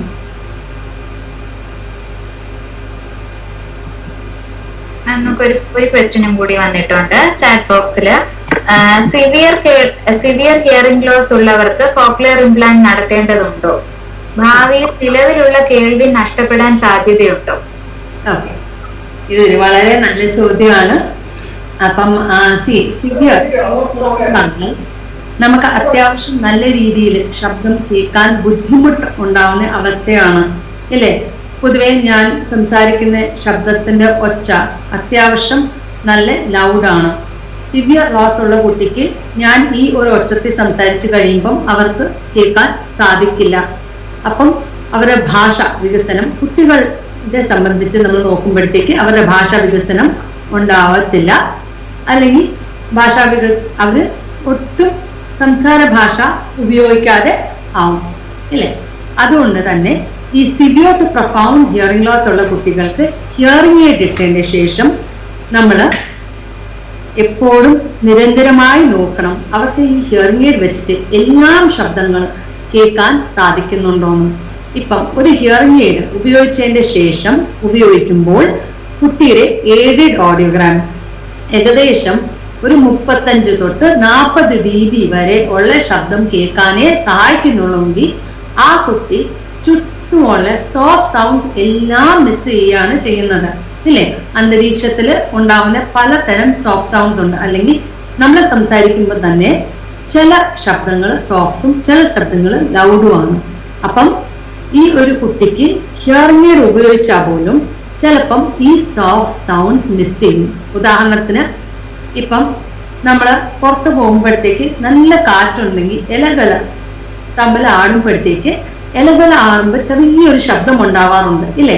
നമുക്ക് കേൾക്കാൻ സാധിക്കും. ഒരാൾ നടന്നു വരുമ്പോൾ അവരുടെ കാലിന്റെ ഒച്ച കേൾക്കുമ്പോഴത്തേക്ക് നമുക്ക് കൃത്യമായിട്ട് പറയാൻ പറ്റും ആരാണ് നടന്നു വരുന്നതെന്ന്, അവർ ഏകദേശം എത്ര ദൂരത്തിലാണ് ഉള്ളതെന്ന് നമുക്ക് വ്യക്തമായി പറയാൻ പറ്റും. നമ്മൾ അടുക്കളയിൽ പരിപാലിക്കുമ്പം നമ്മളുടെ എണ്ണ നല്ല ചൂടാണെങ്കിൽ അതിനകത്ത് നമ്മൾ പപ്പടമോ അല്ലെങ്കിൽ പൂരി ഉണ്ടാക്കുമ്പം പൂരിയുടെ മാവ് ഇടുന്ന ഉടനെ അതിൽ നിന്നൊരു എന്ന് പറഞ്ഞൊരു ശബ്ദം ഉണ്ടാവാറുണ്ട്. ആ ശബ്ദം കേൾക്കുമ്പോൾ നമുക്ക് മനസ്സിലാക്കാൻ പറ്റുന്ന ചില കാര്യങ്ങളുണ്ട്. ഈ എണ്ണ എത്രത്തോളം ചൂടായിട്ടുണ്ട്, ഇല്ലേ? അപ്പം നമ്മൾ എന്ത് ശ്രദ്ധിക്കണം, നമ്മളെ കൈ കൊള്ളാതെ ശ്രദ്ധിക്കേണ്ട ആവശ്യമുണ്ട്, ഇല്ലേ? അപ്പം സിവിയർ ടു പ്രൊഫൗണ്ട് ഹിയറിംഗ് ലോസിലുള്ള കുട്ടിക്ക് ചിലപ്പം ഈ ഹിയറിംഗ് എയ്ഡ് ഉപയോഗിച്ച് കഴിയുമ്പോഴത്തേക്ക് ഈ ചെറിയ ചെറിയ ശബ്ദങ്ങളെല്ലാം കേൾക്കാൻ സഹായിക്കണമെന്ന് ഇല്ല. ആ കുട്ടിക്ക് അതുകൊണ്ട് നമ്മൾ കോക്ലിയർ ഇംപ്ലാന്റ് ചെയ്യാനായിട്ടാണ് പറയുന്നത്. നമ്മൾക്ക് ചെറിയ ശബ്ദം, നമുക്ക് മുട്ടുസൂചി താഴെ വീണാലും നമുക്ക് കേൾക്കാൻ പറ്റും ഇല്ലേ? അതേസമയം ഒരു പടക്കം പൊട്ടിയാലും നമുക്ക് ക്ലിയർ ആയിട്ട് കേൾക്കാൻ പറ്റും. നമ്മൾ ആ പടക്കത്തിന്റെ ശബ്ദത്തിൽ ഞെട്ടും. ഹിയറിംഗ് എയ്ഡ് ഒരു സിവിയർ ടു പ്രൊഫൗണ്ട് കേൾവിക്കുറവുള്ള കുട്ടികൾ ഹിയറിംഗ് എയ്ഡ് ധരിക്കുമ്പം ചിലപ്പോൾ ഒരുപക്ഷെ അവർക്ക് മധ്യ ലെവൽ വരെയുള്ള ശബ്ദമേ കേൾക്കാൻ പറ്റുന്നുള്ളൂ എന്ന് പറഞ്ഞു കഴിഞ്ഞാൽ ഈ ഒരു ഒച്ചത്തിലുള്ള ശബ്ദം ചിലപ്പോൾ ഒരുപക്ഷെ അവർ കേൾക്കുന്നത് ഈ ഒരു ലെവലിലായിരിക്കും കേൾക്കുന്നത്. ഈ ഒരു ലെവലില് ആ ഒരു ലെവലിൽ അവർ ശബ്ദം കേട്ട് കഴിഞ്ഞാൽ അവർക്ക് ഒരിക്കലും ആ ശബ്ദം കേട്ട് കാര്യങ്ങൾ പറ്റത്തില്ല. ക്വയറ്റ് എൻവയറൺമെന്റ് ആണെങ്കിൽ പോലും അവർക്ക് ആശയവിനിമയം നടത്താനായിട്ട് ബുദ്ധിമുട്ടുണ്ടാവും. അതുകൊണ്ട് തന്നെ കമ്മ്യൂണിക്കേഷൻ ബ്രേക്ക് ഡൗൺ ഉണ്ടാവാനുള്ള സാധ്യത വളരെ കൂടുതലാണ്. അതുകൊണ്ട് തന്നെയാണ് എയ്ഡഡ് ഓഡിയോഗ്രാം നോക്കിയതിന്റെ ശേഷം സ്പീച്ച് ഡിസ്ക്രിമിനേഷൻ സ്കോഴ്സ് എന്ന് പറഞ്ഞാൽ നമ്മൾ കാര്യങ്ങൾ പറയുമ്പം നമ്മൾ പറയുന്ന കാര്യം വ്യക്തതയോടെ കേൾക്കാൻ സാധിക്കുന്നില്ലെങ്കിൽ നമ്മൾ കോക്ലിയർ ഇംപ്ലാന്റ് ചെയ്യാനായിട്ട് പറയുന്നത്. സ്വാഭാവികമായി കോക്ലിയർ ഇംപ്ലാന്റ് ചെയ്യുന്നതുകൊണ്ട് ഉള്ള കേൾവി നഷ്ടപ്പെട്ടു പോവുക അങ്ങനെ സംഭവിക്കാറില്ല. പൊതുവെ കോക്ലിയർ ഇംപ്ലാന്റ് അത്യാവശ്യം നല്ല രീതിയിൽ കേൾവിക്കുറവുണ്ട്. ഹിയറിംഗ് എയ്ഡ് ഉപയോഗിച്ചാൽ പോലും ഈ കുട്ടിക്ക് ബെനിഫിറ്റ് ഇല്ല എന്ന് കാണുമ്പോഴാണ് നമ്മൾ ഇംപ്ലാന്റ് ചെയ്യുന്നത്. അപ്പൊ ഇംപ്ലാന്റ് ചെയ്യുന്നതുകൊണ്ട് ദോഷം ഒന്നുമില്ല.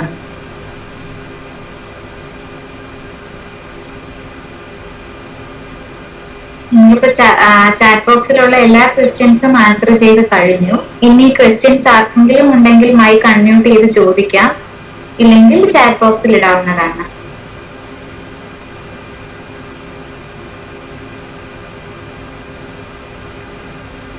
Hello ma'am. ഹലോ. എന്റെ മകളുടെ കാര്യത്തിന് വേണ്ടിയിട്ടാണ്. മകൾക്ക് ഇപ്പോ ഹിയറിംഗ് എയ്ഡ് ഉപയോഗിച്ചിട്ടാണ് സംസാരിക്കുന്നത്. ഒരു 6 മാസത്തോളെ ആയിട്ടുള്ളൂ ഇപ്പൊ ഉപയോഗിച്ച് തുടങ്ങിയിട്ട്. അവൾക്ക് ഇപ്പൊ 5 വയസ്സായത്. അപ്പൊ ഇത് വെക്കുന്നതിന് മുന്നേ കുറച്ച് വലിയ സൗണ്ടുകളെല്ലാം കേൾക്കാറുണ്ട്, ചെറിയ സൗണ്ടുകൾ മാത്രമേ കേൾക്കാതുള്ളൂ. പിന്നെ സംസാരത്തിന് വ്യക്തത കുറവായതിനാലാണ് കാണിച്ചത്. ഇപ്പൊ സ്പീച്ച് തെറാപ്പി ചെയ്യുന്നുണ്ട്. അപ്പൊ നമ്മൾ ഈ ഹിയറിംഗ് എയ്ഡ് ഉപയോഗിച്ചിട്ട് പിന്നീട് അത് ഉപയോഗിക്കാതിരിക്കും. നമ്മൾക്ക് ആദ്യം ഉണ്ടായ സൗണ്ട് നഷ്ടപ്പെട്ടു പോവുക.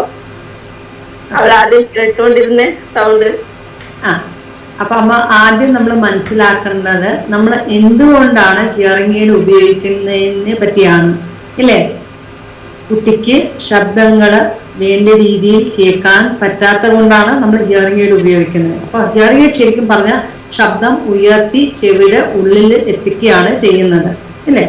അപ്പൊ ഹിയറിംഗ് എയ്ഡ് നമ്മൾ ഊരി മാറ്റി കഴിയുമ്പോഴത്തേക്ക് സ്വാഭാവികമായി നമ്മൾക്ക് കേൾക്കാൻ ബുദ്ധിമുട്ട് അനുഭവപ്പെടുന്ന സാഹചര്യങ്ങൾ കൂടുതൽ ഉണ്ടാവുകയാണ് ചെയ്യുന്നത്. നമുക്ക് ഒരാൾ പറയുന്ന കാര്യം വ്യക്തതയോടെ കേൾക്കാൻ സാധിക്കത്തില്ല. അങ്ങനെ ആവുമ്പം നമ്മൾ ചിലപ്പോൾ ഒരു പക്ഷെ അതിന് നൽകുന്ന ഉത്തരം തെറ്റിപ്പോവാം. നമ്മുടെ ഉച്ചാരണത്തിന് സ്ഫുടത കുറവായിട്ട് വരാം. അതേസമയം കുറെ നാൾ നമ്മൾ ഹിയറിംഗ് എയ്ഡ് ഉപയോഗിക്കാതെ ഇരുന്ന് കഴിഞ്ഞാൽ സ്വാഭാവികമായിട്ട് നമ്മൾ ശബ്ദം വ്യക്തതയോടെ കേൾക്കാത്ത കൊണ്ട് തന്നെ അത് നമ്മൾ സംസാരിക്കുമ്പോഴും ആ ഉച്ചാരണത്തിനെ ബാധിക്കും. അതുകൊണ്ട് ഹിയറിംഗ് എയ്ഡ് ഉപയോഗിക്കാൻ തുടങ്ങിയ അത് നമ്മൾ എപ്പോഴും ഉപയോഗിക്കേണ്ടതാണ് ഇല്ലേ? ഇപ്പൊ എനിക്ക് കാഴ്ചക്ക് ബുദ്ധിമുട്ടുള്ളപ്പം ഇച്ചിരി നാള് ഞാൻ ഗ്ലാസ് ഇട്ടതിന്റെ ശേഷം ഗ്ലാസ് ഊരി മാറ്റിയാൽ എനിക്ക് കാഴ്ച നല്ലോണം കാണാനൊന്നും പറ്റത്തില്ലല്ലോ ഇല്ലേ? പക്ഷേ എന്റെ കണ്ണിന് സ്ട്രെയിൻ കൂടും. സ്വാഭാവികമായി ഹിയറിംഗ് എയ്ഡ് മാറ്റി കഴിയുമ്പോഴത്തേക്ക് നമ്മളുടെ ചെവിയിലുള്ള സ്ട്രെയിൻ കൂടുകയാണ് ചെയ്യുന്നത്. നമ്മൾ കൂടുതൽ സ്ട്രെയിൻ വെച്ച് ഒരു കാര്യം ശ്രദ്ധിക്കാൻ തുടങ്ങി കഴിയുമ്പോഴത്തേക്ക് നമ്മൾ ഇച്ചിരി നേരെ അത് ശ്രദ്ധിച്ച് കേൾക്കത്തുള്ളൂ. പിന്നെ നമ്മളെ ശ്രദ്ധ മാറുകയും ചെയ്യും. ക്ലാസ് റൂമിലെ പഠനത്തിനെല്ലാം ബുദ്ധിമുട്ട് അനുഭവപ്പെടുകയും ചെയ്യും. ഇന്നത്തെ നിഡാസിൽ വളരെ ആക്റ്റീവായി പങ്കെടുത്ത എല്ലാ പാർട്ടിസിപ്പൻസിനും നന്ദി. ഇന്നത്തെ ഈ ക്ലാസ് എടുത്ത മിസ് സൗമ്യയ്ക്കും നിഡാസ് ടീം നന്ദി അറിയിക്കുന്നു. അടുത്ത നിഡാസ് അടുത്ത മാസം ജാനുവരി 16 തീയതിയാണ്. വിഷയം ഭിന്നശേഷിക്കാരായ വ്യക്തികൾക്കുള്ള സ്കീംസ് ആൻഡ് സർവീസസിനെ കുറിച്ചാണ് ഡോക്ടർ റോഷനാണ് ക്ലാസ് എടുക്കുന്നത്. അടുത്ത നിഡാസിൽ കാണാം. നിർത്തുന്നു. Thank you.